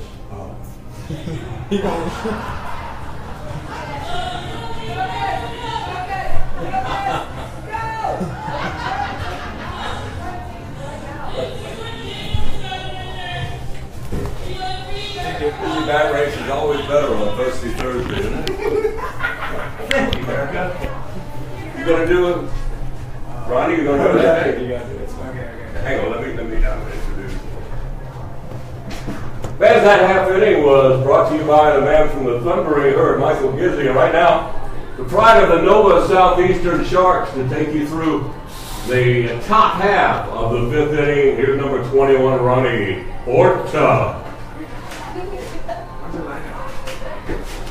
Just hold it down, get about that close. Let him have it. Let's see, who's leading off here? Burgess, number 30. Yeah, here, look over here. Okay, you can do that. You can't read my writing. Chris Burgess, the catcher. And now, for the Diamond Dogs, the catcher, Chris Burgess! There you go. All right. Hey, we are back here at Sanford Memorial Stadium, where Ronnie Orta is now on the PA, and everybody in the dugout just started laughing immediately, having fun up here on Thirsty Thursday at Sanford Memorial. And Thirsty Thursday, that means $2 Yingling and Yingling Light, as Jacob Webb is on the mound here to start the top of the 5th inning. The River Rats lead it 4-0. And the first pitch is in the dirt for ball 1. Batting first is Chris Burgess, the catcher tonight. And just a big thank you to Ronnie Orta and Michael Gizzi for taking time out of their day, coming up and talking to us and all the Facebook Live people. Thank you guys for coming up and talking. Michael Gizzi, that was the second time coming up and talking to us today. Got the save in Game 1 as the River Rats won it. This pitch swung on and hit down the right field line and out of play for strike 1. Jacob Webb from Dallas Baptist.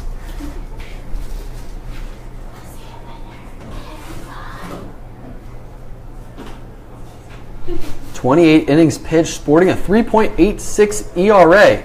This pitch swung on and fouled back for strike 2.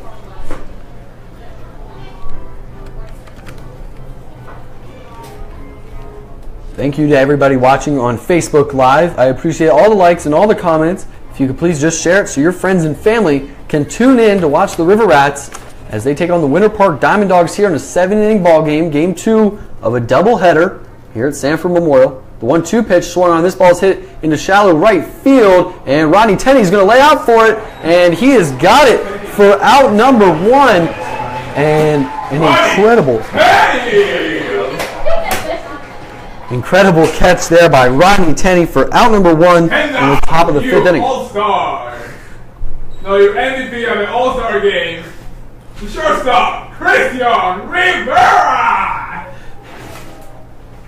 And Ronnie Orta over there killing it on the PA. Just announced Christian Rivera the MVP of the All-Star game as Rivera turns back and gives a wave to Ronnie Orta up here in the press box. Rivera 0 for 2 in this ball game. Swings out of his shoes on that one and misses for strike 1. Do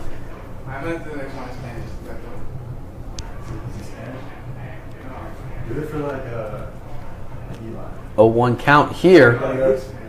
Inside, two-seam fastball in there for strike 2. The guy after the next guy? Webb, 19 strikeouts on the season, 1-2 record. This pitch swung on and fouled down the first base line.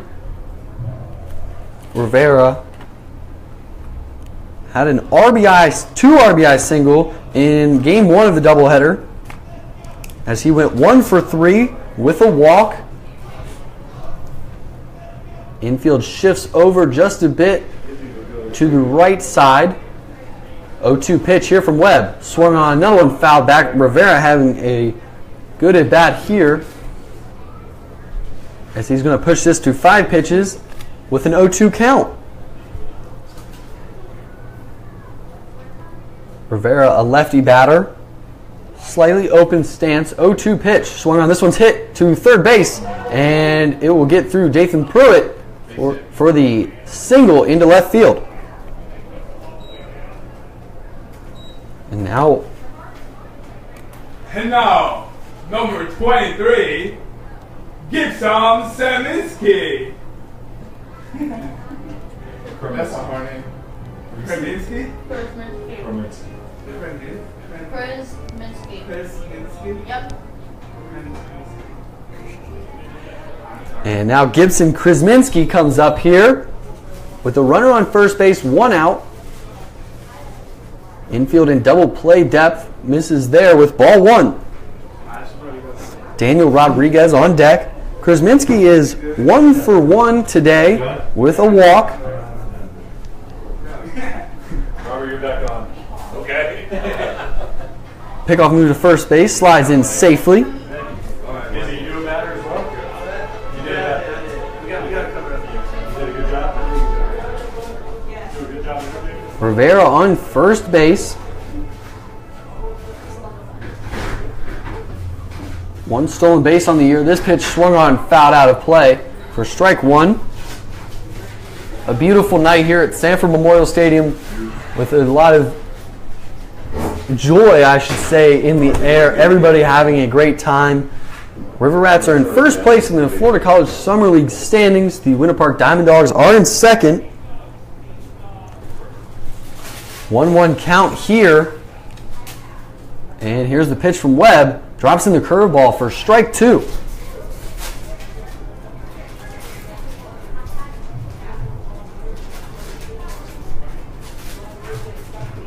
Rivera, not a guy that's going to take off very often. 1 for 3 on the base paths in stolen base attempts.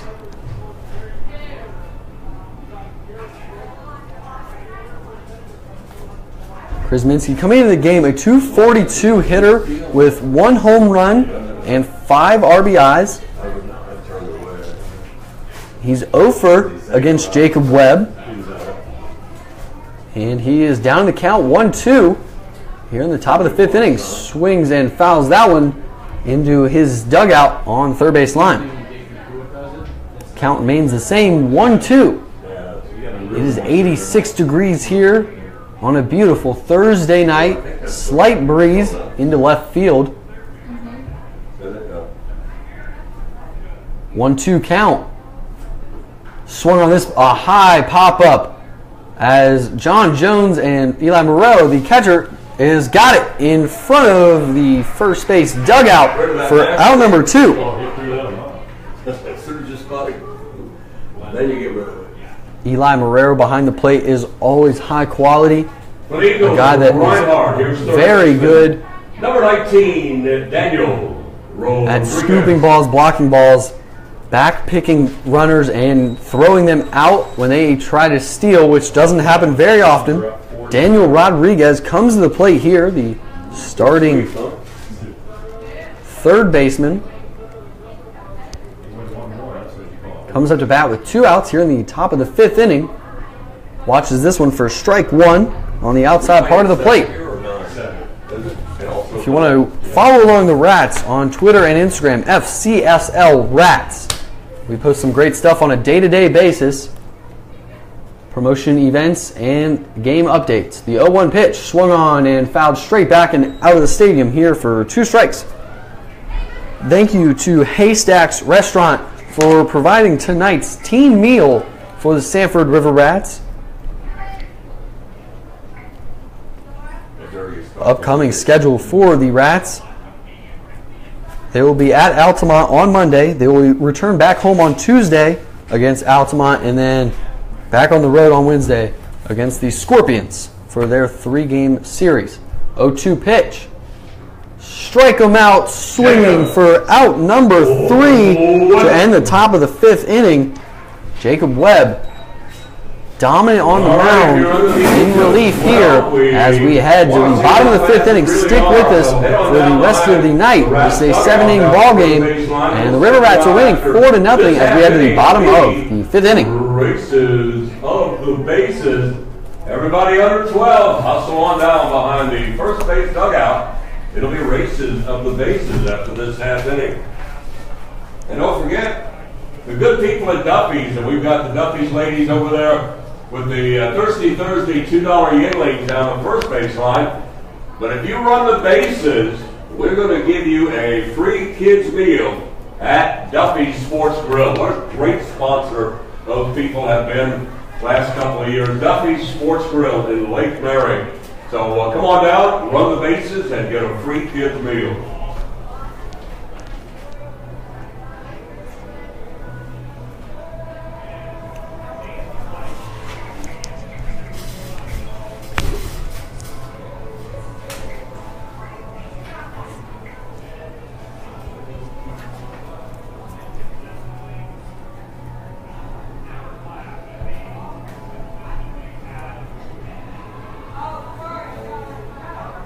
The Lance Suns, a winner earlier in the opening game of the doubleheader in extra innings up in DeLand at Conrad Park, 7-6, and they lead the Lightning top 5, 4-0 in game 2. The Scorpions and the Squeeze in Winter Garden, their doubleheader. Hey, we're back here at Sanford Memorial Stadium as we're heading to the bottom of the 5th inning. River Rats lead it 4-0 on 5 hits.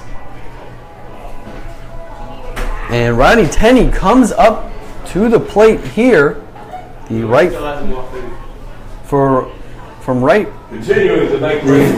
fielder. So we'll check on some out-of-town scores. The Leesburg Lightning are down 4-0 to the DeLand Suns. The Suns won game 1 of the doubleheader 7-6. The River Rats won 4-2 against the Winter Park Diamond Dogs here at Sanford Memorial just earlier. And the Scorpions Winter Garden squeeze doubleheader was canceled due to rain. First pitch here, outside corner, strike 1 on Ronnie Tenney. Tenney is 1 for 1 with a single, run scored, and a walk. Quality night for Ronnie Tenney, and he has got a few phenomenal catches in right field to this point. The 0-1 pitch in the dirt misses for ball 1. Unless he arbitrarily changed that again.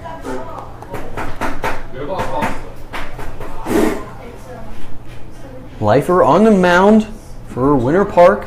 1-1 pitch in the dirt misses for ball 2. Lifer is the second pitcher in this ball game. He replaced Connor Andrews. Came into the game with a 4-0 record. Unfortunately came out of it down in this ball game as Lifer misses that one. 3-1 count.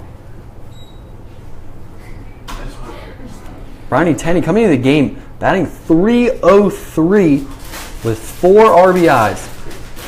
17 for 56. Watches this one for strike 2. Tenney now has a full count on him here with nobody out in the bottom of the 5th inning. I'm hoping that we will see Ronnie Orta at some point in this ball game. The 3-2 pitch misses upstairs, and Ronnie Tenney will take the 390 jog down to first base after his second walk of the game. That is not really the guy that you really want to walk. Ronnie Tenney, 9 stolen bases, 3 caught stealings, and John Jones is coming up to bat. And Ronnie Orta said John Jones is the most dangerous man in this lineup. 1 for 2 in game 2 today with a single and an RBI. John Jones talked to him in game 1. Ronnie Tenney takes off, pitch out, and he slides in safely as the ball flies into center field. Ronnie Tenney has his 10th stolen base of the year. Sanford International stolen base. And Ronnie Tenney's 2nd stolen base of the day, so actually that is number 11 for Rodney Tenney. And John Jones now has a man in scoring position looking for another RBI, which would be number 10 if he was able to get Rodney Tenney in.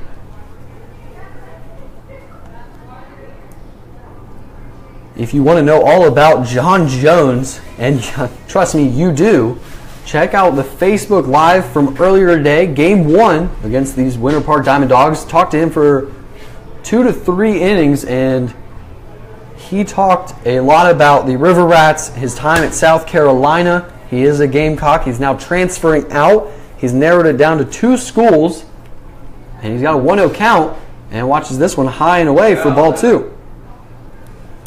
John Jones does not have any social media and just got Wi-Fi in his house 6 months ago. 2-0 count on John Jones, the man with 2 home runs and 8 RBIs, 9 RBIs actually, and swings and misses at this one for strike 1.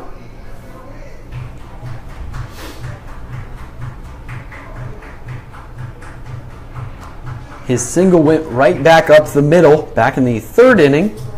Eli Marrero on deck. I asked him what it's like to have 3 very good catchers in the lineup or on the team, on the staff. The 2-1 pitch, Ronnie Tenney takes off to third base. This pitch fouled straight back for strike number 2. And Jones said there was no competition between the 3 catchers. They're all collective. They all have the same goal here. Get better, feed off each other, and try to make each other better, and then ultimately win the championship here in the Summer League. They all hold each other accountable on a game-to-game basis and make sure each one of them is producing at the highest level. The 2-2 pitch here on John Jones, nobody out. Ronnie Tenney on second base. This pitch swung on and hit down the left field line where Howard is on the line, and he's got it for out number 1.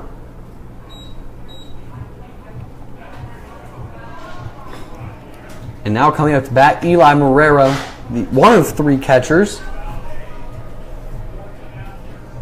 There's a catcher also also headed up to North Carolina for the Prospect Showcase. Number 11, Eli Marrero, 0 for 2 on the day. Marrero.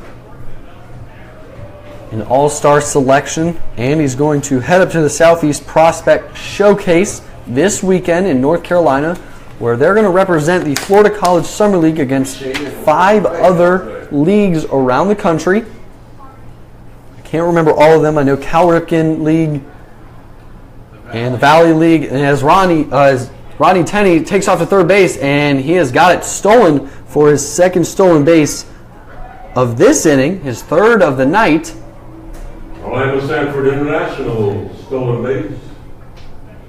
And that is Rodney Tenney's 12th stolen base of the year. I guess he's going to try to get up into Richie Rivera, Dathan Pruitt numbers, as Richie leads the team with 19. Dathan Pruitt with 17. Has one more this game, so now 18. Infield now in. 0-1 count. Swung on and fouled out of play for strike 2. You're on Eli Marrero in the bottom of the 5th inning.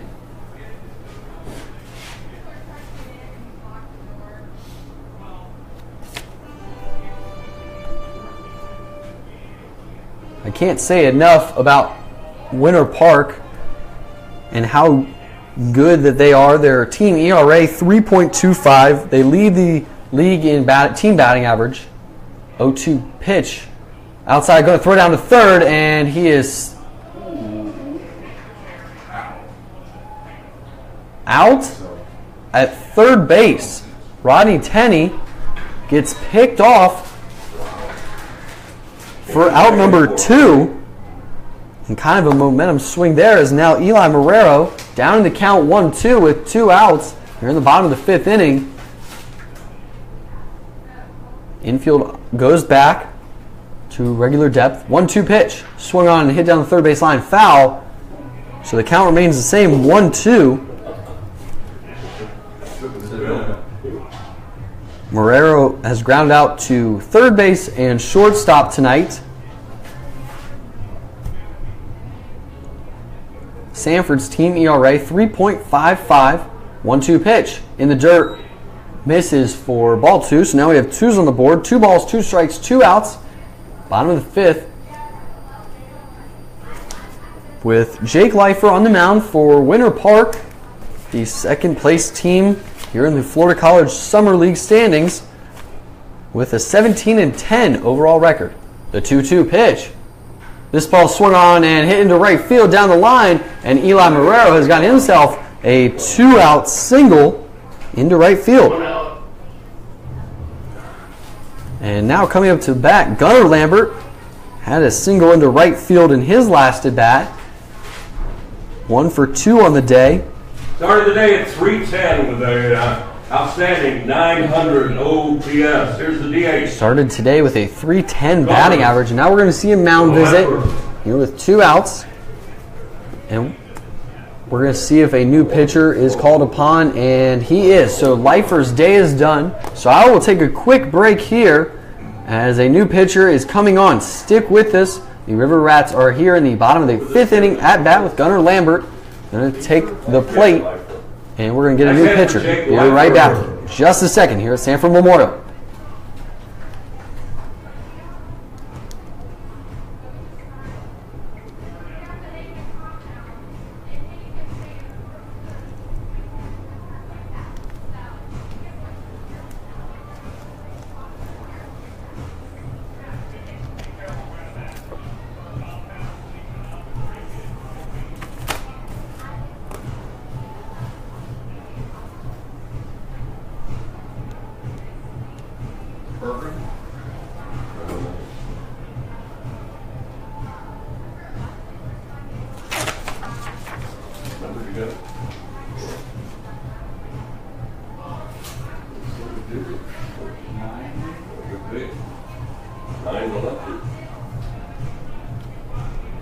Housick? Is that how you pronounce it?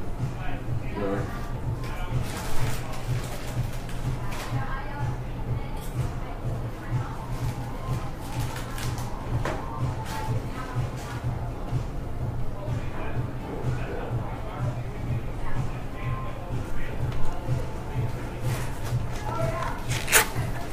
Single digit.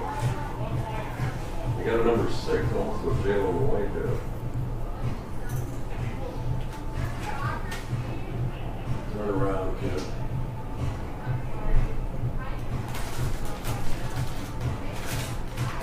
I think it's 9.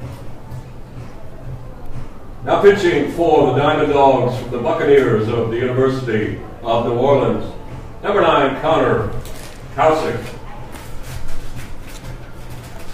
And we are back here in the bottom of the 5th inning with a new pitcher on the mound, Connor Kausick. The lefty pitcher, number 9, is going to make his appearance here to try to get out Gunnar Lambert. Thank you to everybody watching on Facebook Live. I really appreciate bringing the game to you guys, the friends and family of players on both teams. And that is why I do it, so that family members that are not in the Central Florida area can always watch their son or friend play, especially here at Sanford Memorial Stadium. River Rats lead it 4-0. Gunnar Lambert up to bat. Lefty-lefty matchup here. Time is called because the music is still playing.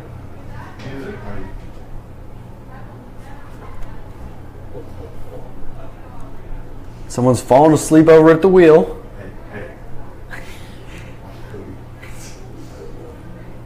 First pitch here to Gunnar Lambert. Big lead at first base, and that ball's going to get away, and Eli Marrero is going to move up to second base. On the wild pitch by relief pitcher Connor Kausick.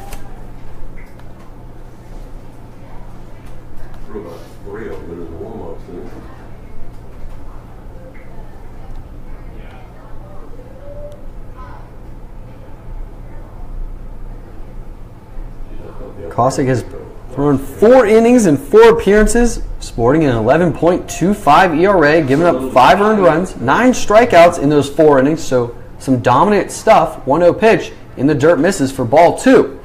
So maybe you're trying to signal there was a new pitcher. Yeah, I know. Yeah. Kausick has, I would say, struggled with his command with 9 walks in those 4 innings, but when he does find the strike zone, he is overly dominant as he finds the strike zone there with the outside corner. Strike 1 on Gunnar Lambert, 1 for 2 on the day. Coming into the game, batting .310, 1 home run, 6 RBIs, and 5 walks. This pitch misses outside, ball 3. Cody Arthur would be on deck. 2 outs here in the bottom of the 5th inning of this 7-inning ball game. This is a doubleheader, and this is game 2. 3-1 count here on Lambert. Swung on, this ball's hit into deep left field, and the left fielder is giving chase, and it will tail just foul as Gunnar Lambert was headed for extra bases, but it's just a long strike, so Gunnar Lambert is going to have to make the walk back to home plate with a 3-2 count and 2 outs. Zack Howard, the left fielder, was very close to catching that one as it went left of the foul line. River Rats lead 4-0 on 6 hits against the Winter Park Diamond Dogs. These teams have basically flip-flop wins. Whoever the home team is, that's usually who wins in this series. 3-2 pitch here on Gunnar Lambert. Swung on, and another one fouled out of the stadium. So this time he'll stay in the box for another 3-2 count. River Rats scored in the 2nd inning, in the 3rd inning. Arthur and Lopez in the 2nd, and Pruitt and Rodney Tenney in the 3rd. River Rats won game 1 of the doubleheader earlier here today at Sanford Memorial. The 3-2 pitch, runner's taking off to 3rd, and he's going to be in there safely. And now he's going to head home. No one's covering home, and he is safe. No, never mind. Sorry, he's going to call him out at home. think he ever touched the plate. He must not have ever touched home plate, but Eli Marrero, showing the aggressive speed there, thought he was going to be safe as he beat the tag. He must not have touched home plate. Stolen base occurred, put out 2 unassisted at home. Stolen base. And they're off.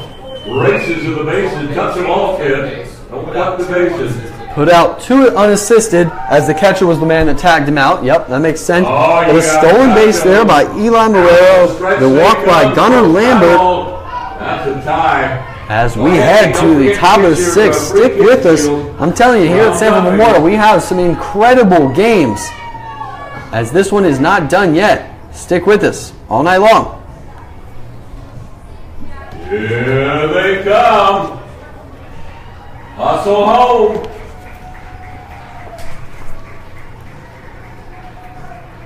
Gotta touch the plate. We'll call him safe. Safe at home. There you go. Good job. I thought if he slid, he would be safe. I'm surprised when he didn't slide at all.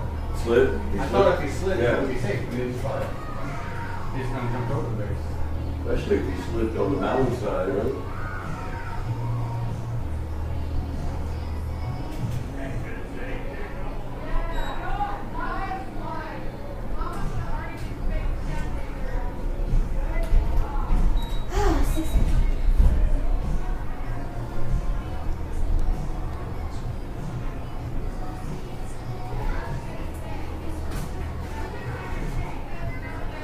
Got the raffles. Go. Well, I need tickets.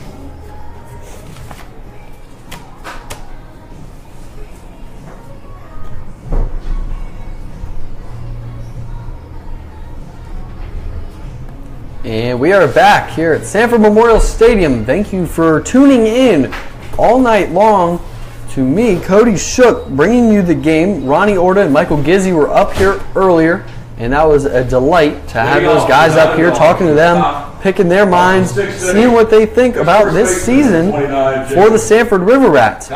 We head to the top of the 6th inning here with Jacob Webb still on the mound. Jacob Catsby coming up to the plate, the left-handed batter, going to try to get something going. And if that name sounds familiar, he was an all-star selection for the Winter Park Diamond Dawgs, a big left-handed hitter. First pitch in the dirt for ball 1.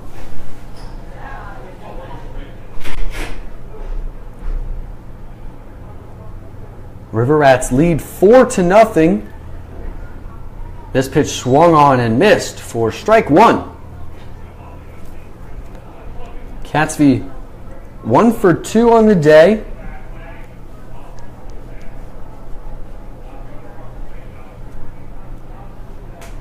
With a single into right field in his first at bat. Takes this one for strike 2. What's that? Oh, okay. Yeah, I don't know. What, is he the winner? I don't know. I think he's showing that he's in focus. I don't know. I don't want to think about it. 1-2 pitch.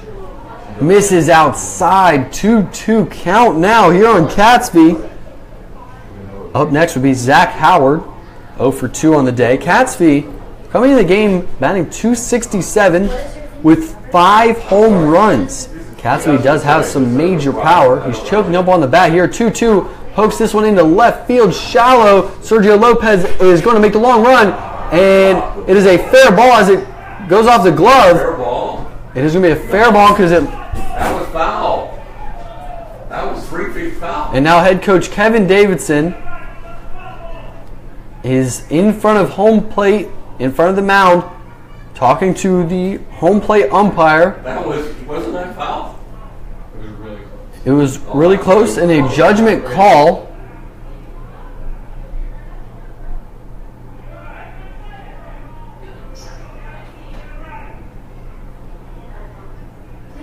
The ball went in and out of Sergio Lopez's glove, and both him and the ball landed in foul territory. But Jacob Catsby is now on second base. Left fielder. Number 12, Zack Howard. After the double down the left field line. Then you. And now coming up to bat, Zack Howard here in the top of the 6th inning.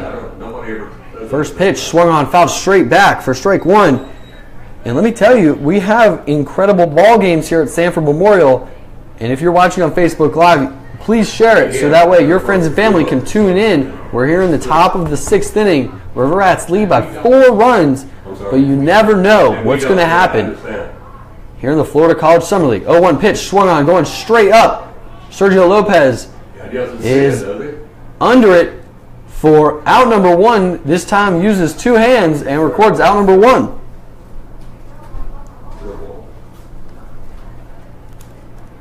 Jacob Webb going to start working a lot quicker, as we just saw there. 1 pitch after another, and that brings up Kyle Gutweg. 1 for 2 with a double of his own into left field. Back in the 2nd inning, was stranded at 3rd base in that inning. Jacob Webb, first pitch here, swung on and fouled out of the stadium down the right field line for a long strike number 1. Jacob Webb, 28 innings pitched coming into this game. 19 strikeouts. That was not a difficult catch. Kyle Gutweg, 328 batting average. 0-1 pitch swung on. This ball's hit into left field. Sergio Lopez turns his back, but he is under it for out number 2. Has the F7 for 2 outs in a row. Brings out Brandon White, the center fielder from WVU. And Kevin Davidson is going to go out and talk to his pitcher here with 2 outs. Yo, Katie wants to know how that one was a hit. It's pretty mad about it, honestly. You know what I'm talking about? There's the field process. Michael, ESPN call. They want your cell number.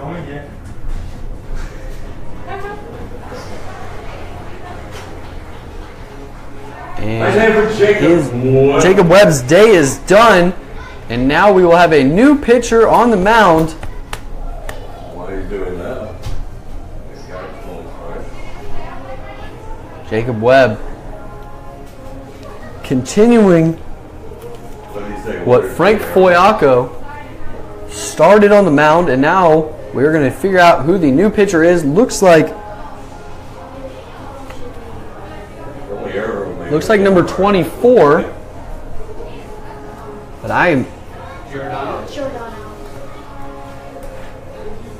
comes up here. We're going to see here. Hopefully he turns his back here real quick. Yeah, that is number 24, and that would be Mikey Giordano from Boston College, a redshirt freshman right-handed thrower. And we're going to see him in a very big spot here with 2 outs in the top of the 6th inning. All he has to do is get 1 out and most likely get it to the next man. In the hub, number 24, Mikey Giordano. Mikey Giordano from Boston College. We're going to see what he can bring here in the top of the 6th inning. Giordano has pitched 10 innings so far with 4 strikeouts. He does have an 0-1 record, but he is going to try to get it done here. That's all right. I'm good at it. As the River Rats have the lead 4-0. A big thank you again to Ronnie Orta and Michael Gizzi for taking time out of their day and coming up here and talking to us for the first 4 innings of this ball game. Runner on second base is Jacob Katzvey after the double down the left field line that tipped out of Sergio Lopez's glove.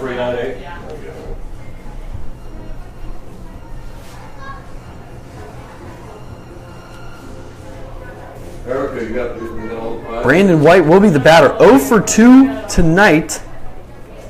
Went 1 for 3 in game 1 of the doubleheader. In game 2, he's popped up to the shortstop and center fielder. Good luck in North Carolina, Brandon.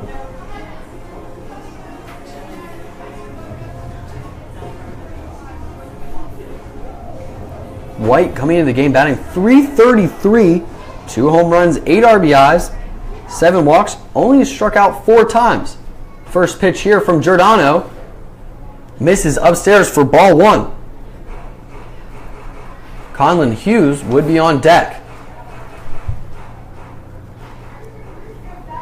Giordano checks his sign, leg lifts, and deals. This pitch, going to throw down to second base, and to save it from going into the outfield, unable to get the tag down, Cody Orther had to come across the bag there to save that one from going into center field. Giordano misses that one for ball 2 on Brandon White.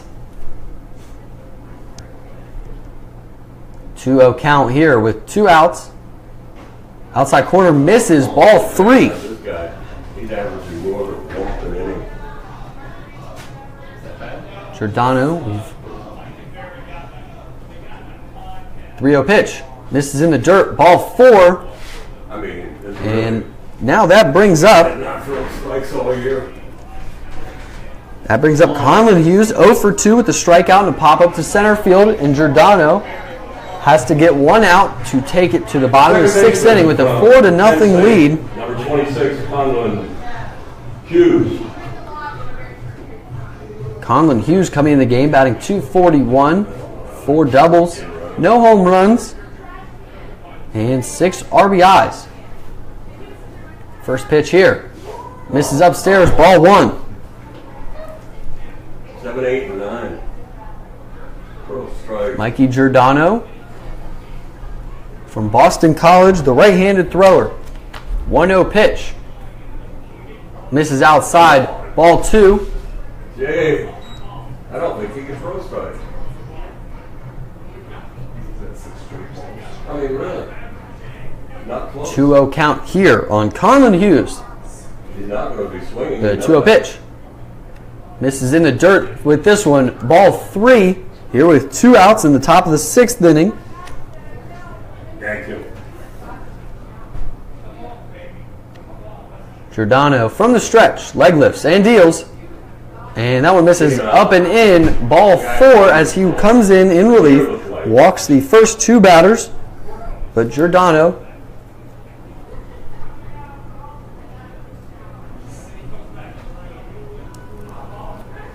is now going to face Chris Burgess, the catcher in today's ball game. Now we're having a mound visit, and the infielders just want to calm down Giordano, as he has struggled with command a little bit this summer. And so far, he has walked the first 2 guys, but he is going to face the number 9 batter, Chris Burgess, here in the top of the 6th inning of a 7-inning ball game. Chris Burgess has a single to right field, and he is 1 for 2 on the day. Burgess batting .118 coming into this ball game with 0 RBIs. The first pitch here from Mikey Giordano is not going to come, as head coach Kevin Davidson is coming out of the dugout. And I think Mikey Giordano's day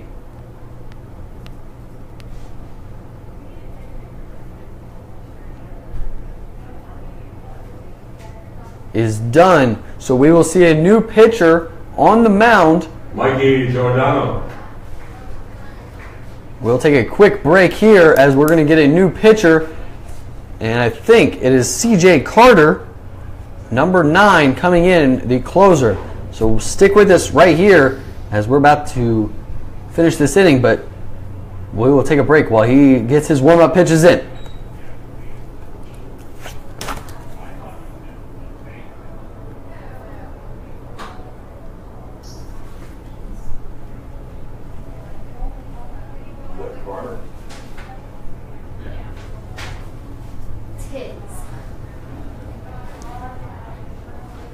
Okay, you got tickets?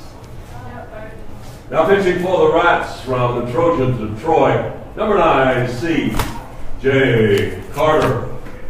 All right, fans, check your tickets. We're going to draw the prizes. If you've got a winning ticket, come on up. Erica's got the prize for you. If you don't have a winning ticket number, hang on, we may have to redraw. First winning ticket number, the last 3 digits only, 161, 161. You're a winner, come on up. 398, 398 is a winner. 243, 243, come on up. 305 is the winner, head on up.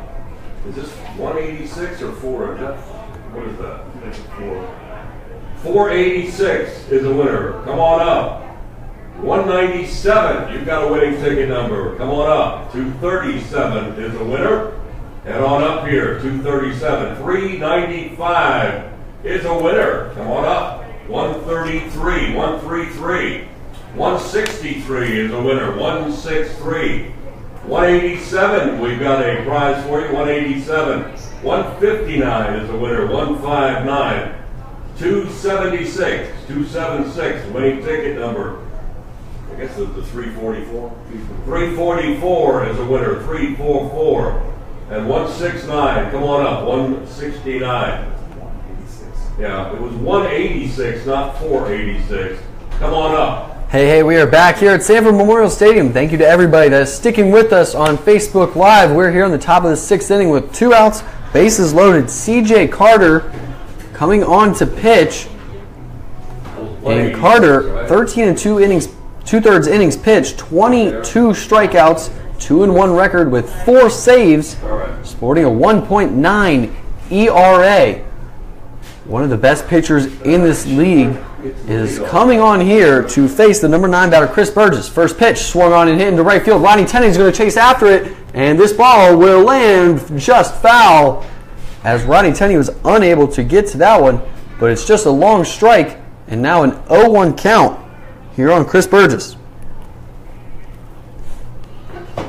CJ Carter from Troy, 6 foot, 165-pound junior right-handed thrower.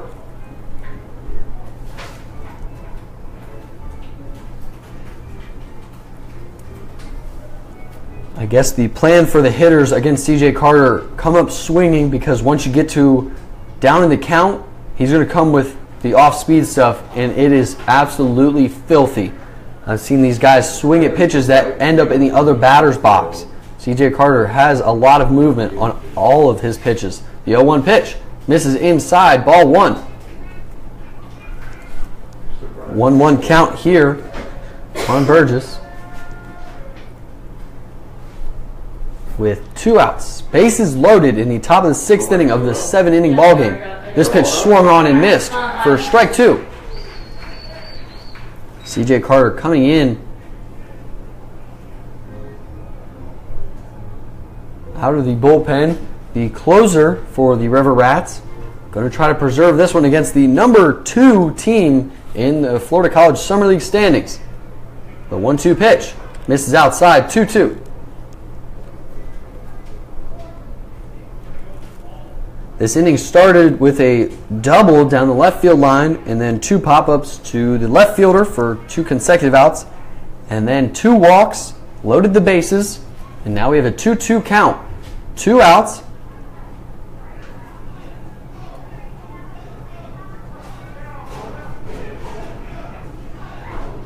The Diamond Dogs are down to their last 4 outs here in this one. CJ Carter on the mound, 22 strikeouts and 13 2/3 innings pitched. The 2-2 pitch, frozen, but it was in the dirt. Ball 3. Now it's a full count, and that means runners will be moving. And Carter, if he's unable to get Burgess here, he will have to face the top of the lineup here in the top of the 6th inning. The 3-2 pitch swung on a hit into left field. Sergio Lopez has got it for out number 3. Sergio Lopez comes and makes all 3 outs in left field here in the top of the 6th. So stick with us. We are headed to the bottom of the 6th, where the River Rats have a 4-0 lead, but they're going to try to keep on adding to that. Stick with us.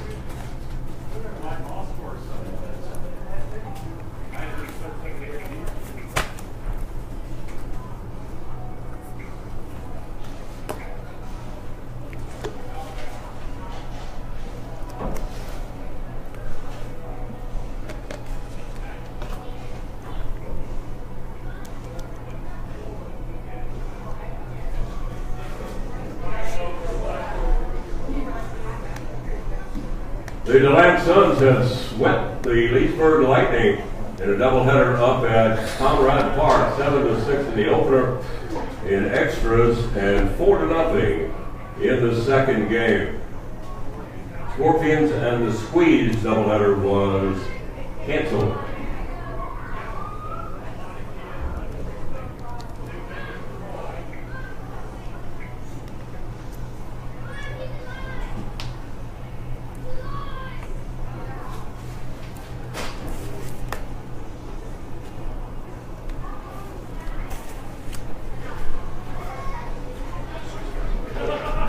What are we doing there?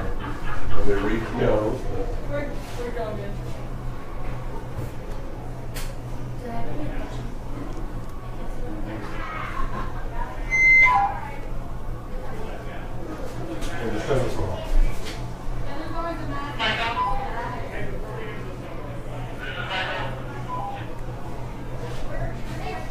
You have 2 spots for the Sanford garbage shop, down there. Hey, we are back here in the bottom of the 6th inning where the River Rats are coming to bat, up by 4 runs on 6 hits here in this 7th inning ball game against the Winter Park Diamond Dogs. Cody Arthur is coming to bat against Connor Cossack on the mound for the Diamond Dogs. Cody Arthur 1 for 2 with a double and a run scored. First pitch here misses upstairs for ball 1. Cody Arthur coming into the game batting .293 with 9 RBIs. The 1-0 pitch misses outside, ball 2. River Rats scored 2 runs in the second, 2 runs in the third. Cossack on the mound for it. Misses with that pitch down low. 3 balls, no strikes. Somebody is warming up in the Diamond Dogs bullpen. The 3-0 pitch. In there for strike 1 looking on Cody Arthur. Cody Arthur playing second base in this game as Omar Villman got the game off. He started in game 1. The 3-1 pitch. Swung on and hit into center field where it is going to drop into Christian Rivera's glove as he makes this sliding grab behind shortstop. A great play there by Christian Rivera. Ronnie Order up here earlier said he all around is a very good, very talented shortstop. Left fielder, number 22, Sergio. And when Rivera came up to bat, Ronnie Order was up here doing the PA, and then Rivera turned around and waved at him. As Sergio Lopez now comes up to bat, here with 1 out, watches this one high for ball 1. Lopez walked in both of his at-bats, got caught stealing in inning number 4, and scored a run in inning number 2. The 1-0 pitch. This pitch swung on a hit into right field, and Lopez will be on for the 3rd time tonight for the Sanford River Rats. It's going to be dangerous when Sergio Lopez gets his bat rolling. Shortstop, numero 1, Francis Villaman. And now coming up to bat, Francis Villaman, the shortstop.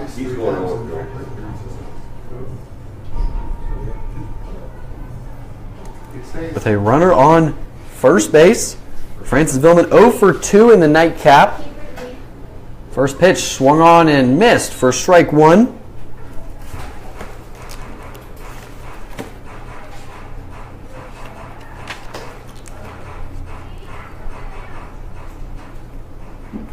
Francis did not play in game 1 of this doubleheader. The 0-1 pitch misses outside. Ball 1. Villman struck out swinging in the 2nd inning and grounded out to 3rd base in the 4th inning. 1's on the board here. 1 ball, 1 strike, 1 out. Francis Villman, number 1.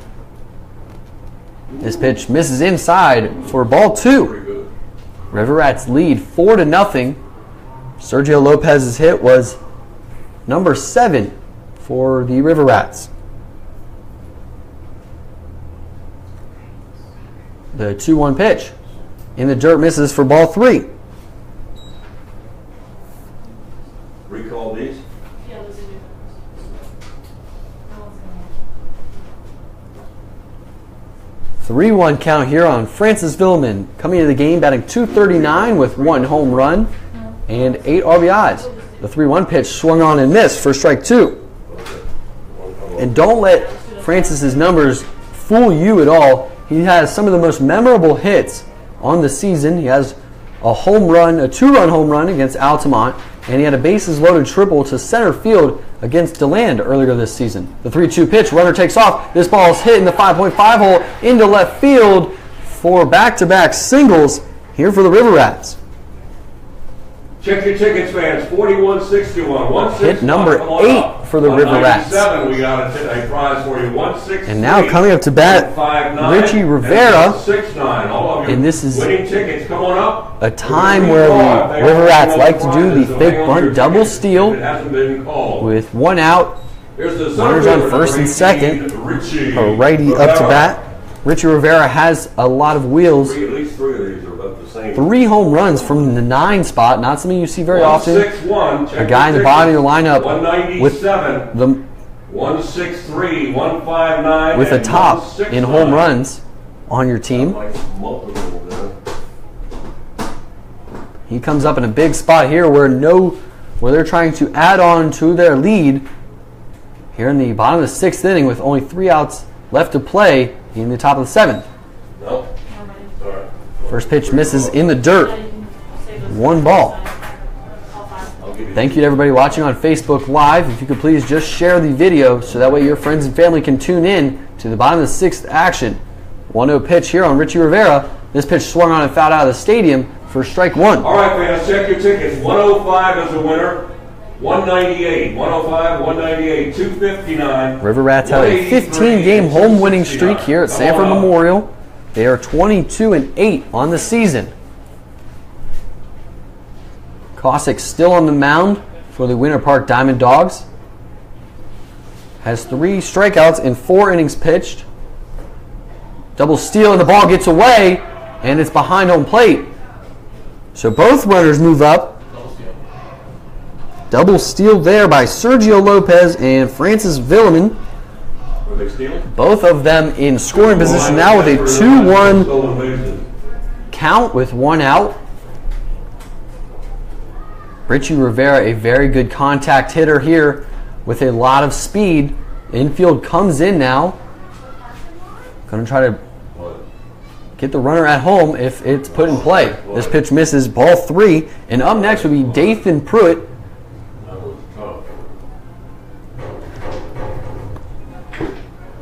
Richie Rivera, 3 home runs, 5 RBIs, looking for 6 and 7 right here, just 90 and 180 feet away. 1 out, 3-1 count here in the bottom of the 6th inning. Pitch in the dirt, and Richie Rivera is going to walk for the 2nd time tonight. Third. The 2nd, the 4th, and the 6th.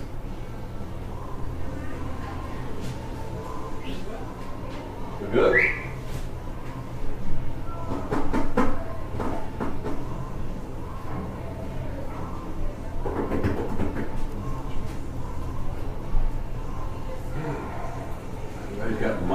And now we are going to see a new pitcher on the mound.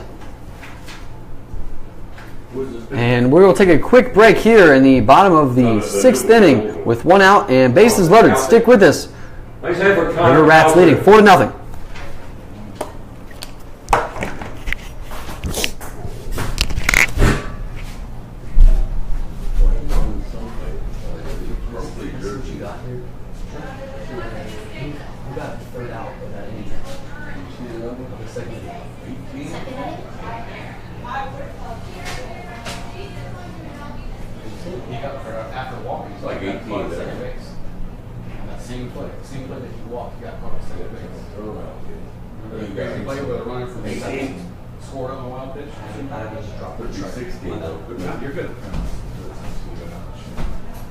Look like 18 to you? 1, yeah. Is it okay? leads the league in saves, but I'm not positive. Now pitching for the Diamond Dogs for the Eagles of Georgia Southern in Statesboro, number 18, Eric Goldstein.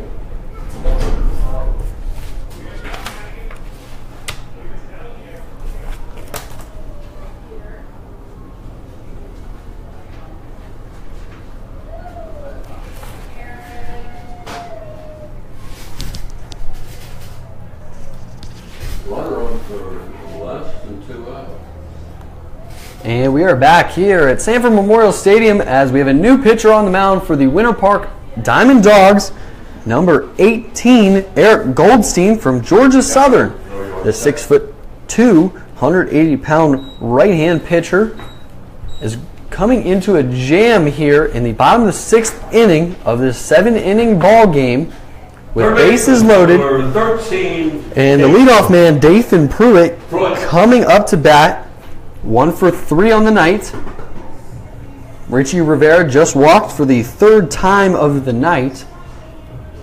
Before that, Sergio Lopez had a single to right field. Villeman Francis had a single to left field.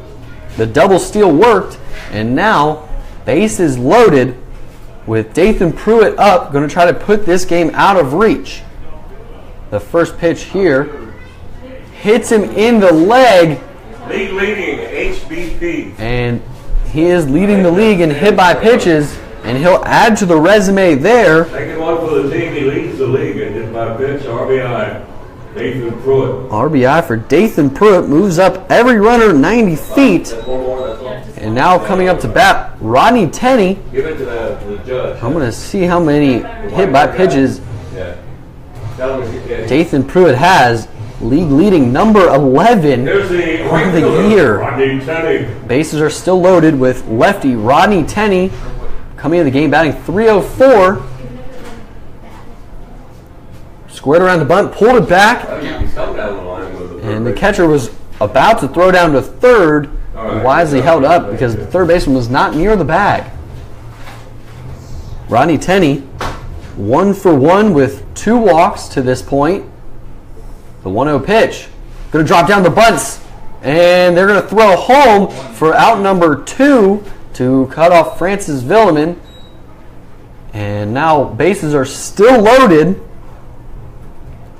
with 2 outs here.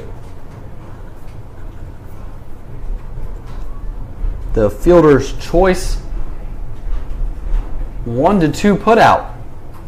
First baseman, number 12. And now coming up to bat, John Jones, the man Ronnie Orta just earlier said, I want to see him in a clutch situation. The first pitch in the dirt for ball 1.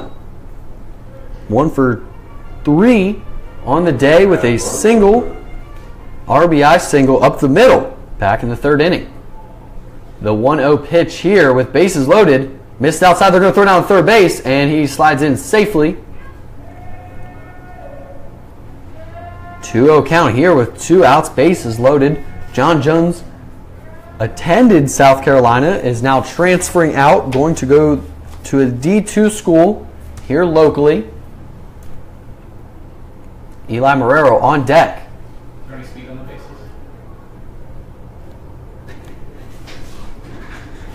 2-0 pitch. Swung on, hit into center field. Brandon White is going to track this one down in left center for out number 3. But if that ball landed, let me tell you, all 3 of those runs would have scored as Rodney Tenney was almost touching third base. We head to the top of the 7th inning with a new score here as the River Rats lead 5-0. Stick with us for 3 more outs of play here at Sanford Memorial. In the raffle tonight, and hope you'll be back next week, Tuesday, Thursday, and Saturday. Saturday, a big day for all the first responders. Thursday, of course, will be Scout Night on Thursday.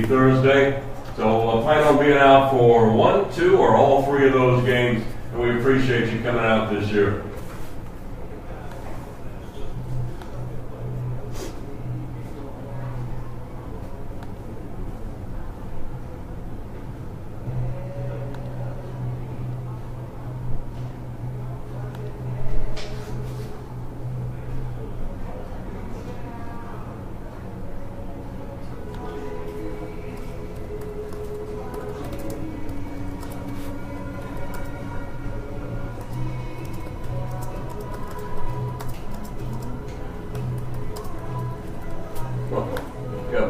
to see you, sir.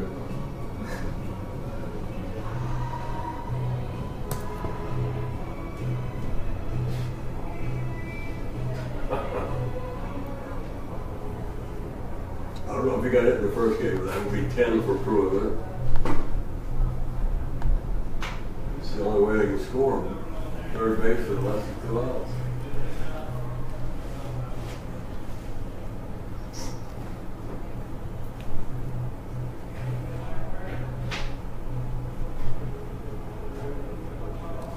Leading off for the Diamond Dogs at the top of the seventh. And we are back here at Sanford Memorial Stadium as we head to the top of the 7th inning. Winter Park down by 5 runs with C.J. Carter on the mound to face the top of the lineup of the best hitting team in the league. And Richie Rivera is going to try to start it off here in the last inning of regulation play. Rivera 1 for 3 with a single in this ball game. A .308 batter coming into the game. And he's going to face C.J. Carter and take the first pitch, ball 1. Carter 13 2/3 innings pitched, 22 strikeouts. This pitch swung on and missed for strike 1. Carter has only walked 5 guys to this point, 2-1 record with 4 saves, 1.98 ERA as he misses with this one outside for ball 2. Only giving up 3 earned runs in those 13 2/3 innings. The 2-1 pitch in there for strike 2.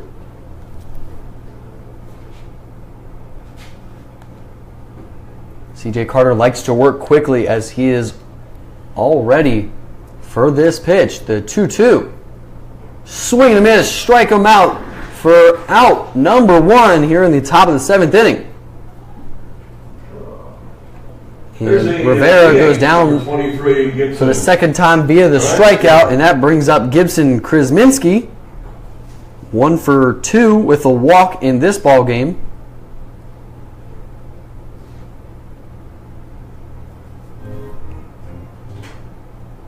His single did not leave the infield. That may have been no pitch. It goes to the overhand.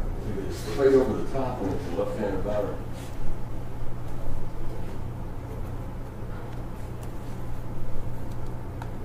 River Rats leading the Florida College Summer League with a 22-8 record. The Winter Park Diamond Dogs in second, 3.5 games behind them. First pitch misses high and outside for ball 1. The Altamont Springs Scorpions come in third place, 14-13-1 record. Leesburg Lightning in 4th. C.J. Carter, the 1-0 pitch in there for strike 1. Leesburg Lightning in 4th place. Winter Garden Squeeze in 5th place, 11-15. And the DeLand Suns, 6-22. This pitch outside corner, strike 2, looking on Krasminski here in the top of the 7th inning. The 1-2 pitch swung on and fouled into his own dugout down the third base line. So we remain the same. Daniel Rodriguez on deck, 0 for 3 on the night. River Rats are 9-1 in their last 10 ball games. C.J. Carter, 1-2 pitch. Misses outside, ball 2. We saw a different delivery there for C.J. Carter. He does like to mix it up. Goes over the top, 3/4, and completely sidearm submarine style. The 2-2. Swung on, hit down the first base line, goes foul all the way down to the bullpen, down the right field line.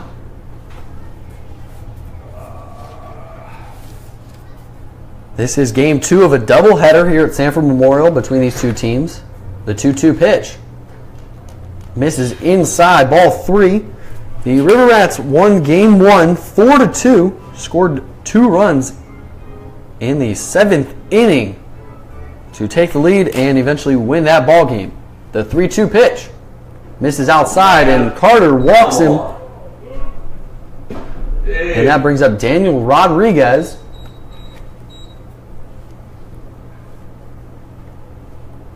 with 1 out and a runner on first base. Third baseman, Daniel C.J. Carter on the mound.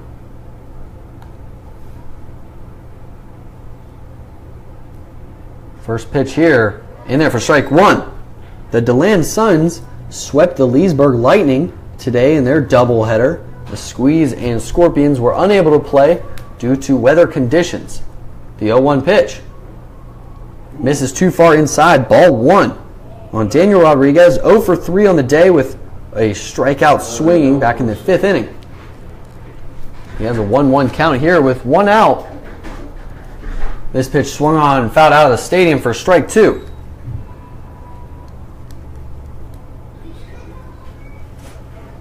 Thank you to everybody watching on Facebook Live. I really appreciate you guys tuning in to every home game here at Sanford Memorial Stadium. C.J. Carter, 1-2 pitch.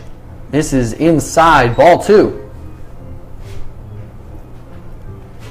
A lot of guys around the league have mentioned that C.J. Carter is one of the most dynamic pitchers on the mound with filthy stuff. Swing and miss stuff. The 2-2 pitch misses inside behind the batter. Come on. Hit people with 2 strikes on you. And the man that you're hearing, that is Robert, the PA guy. The 3-2 pitch misses, ball 4. C.J. Carter walks 2 straight. Here in the top of the 7th inning.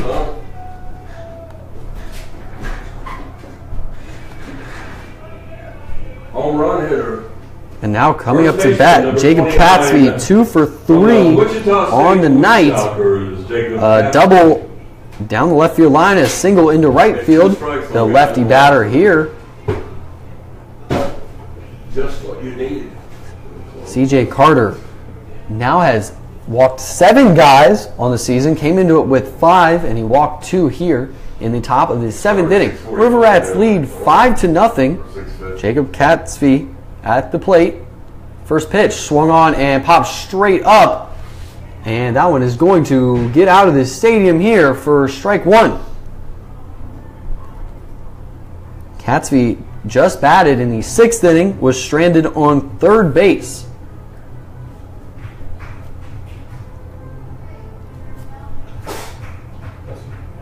For the Diamond Dogs, they need to get something going desperately, as the 7th inning it will be the last of regulation. River Rats lead 5-0, 0-1 count. Swing and a miss on the high fastball for strike 2. Runners on first and second base after 2 back-to-back walks.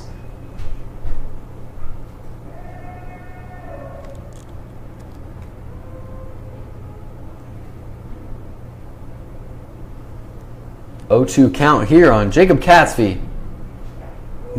Strike him out, looking on the outside fastball for out number 2. And that brings up Zack Howard, and the Winter Park Diamond Dogs are down to their last out. Here in the 7th inning, Zack Howard, the right fielder, 0 for 3 on the day, has a tall task here in keeping this game going against one of the best on the mound. First pitch swung on and fouled straight back for strike 1. And as a hitter, usually the first pitch you get, what they say is the best pitch you're gonna get. And we saw the frustration on Howard right there, as he was like, man, I just missed one, especially with C.J. Carter on the mound. 0-1 pitch. Outside, misses for ball 1. Bases were loaded. Time on to the plate. Yeah. Just last inning, bases were loaded. The tying run was at the plate, but the Winter Park Diamond Dogs were unable to get anything going. 1-1 pitch here, swung on and another one, fouled straight back, and now the Diamond Dogs are down to their final strike with runners on first and second base, down by 5 runs here at Sanford Memorial Stadium. 84 degrees with a slight breeze to left field. An absolutely gorgeous day for 2 here in Central Florida. C.J. Carter on the mound. 1-2 pitch. Strike him out looking to end the game, and the Rats complete the double dip as they win both games of the doubleheader. Thank you so much for sticking with us all night.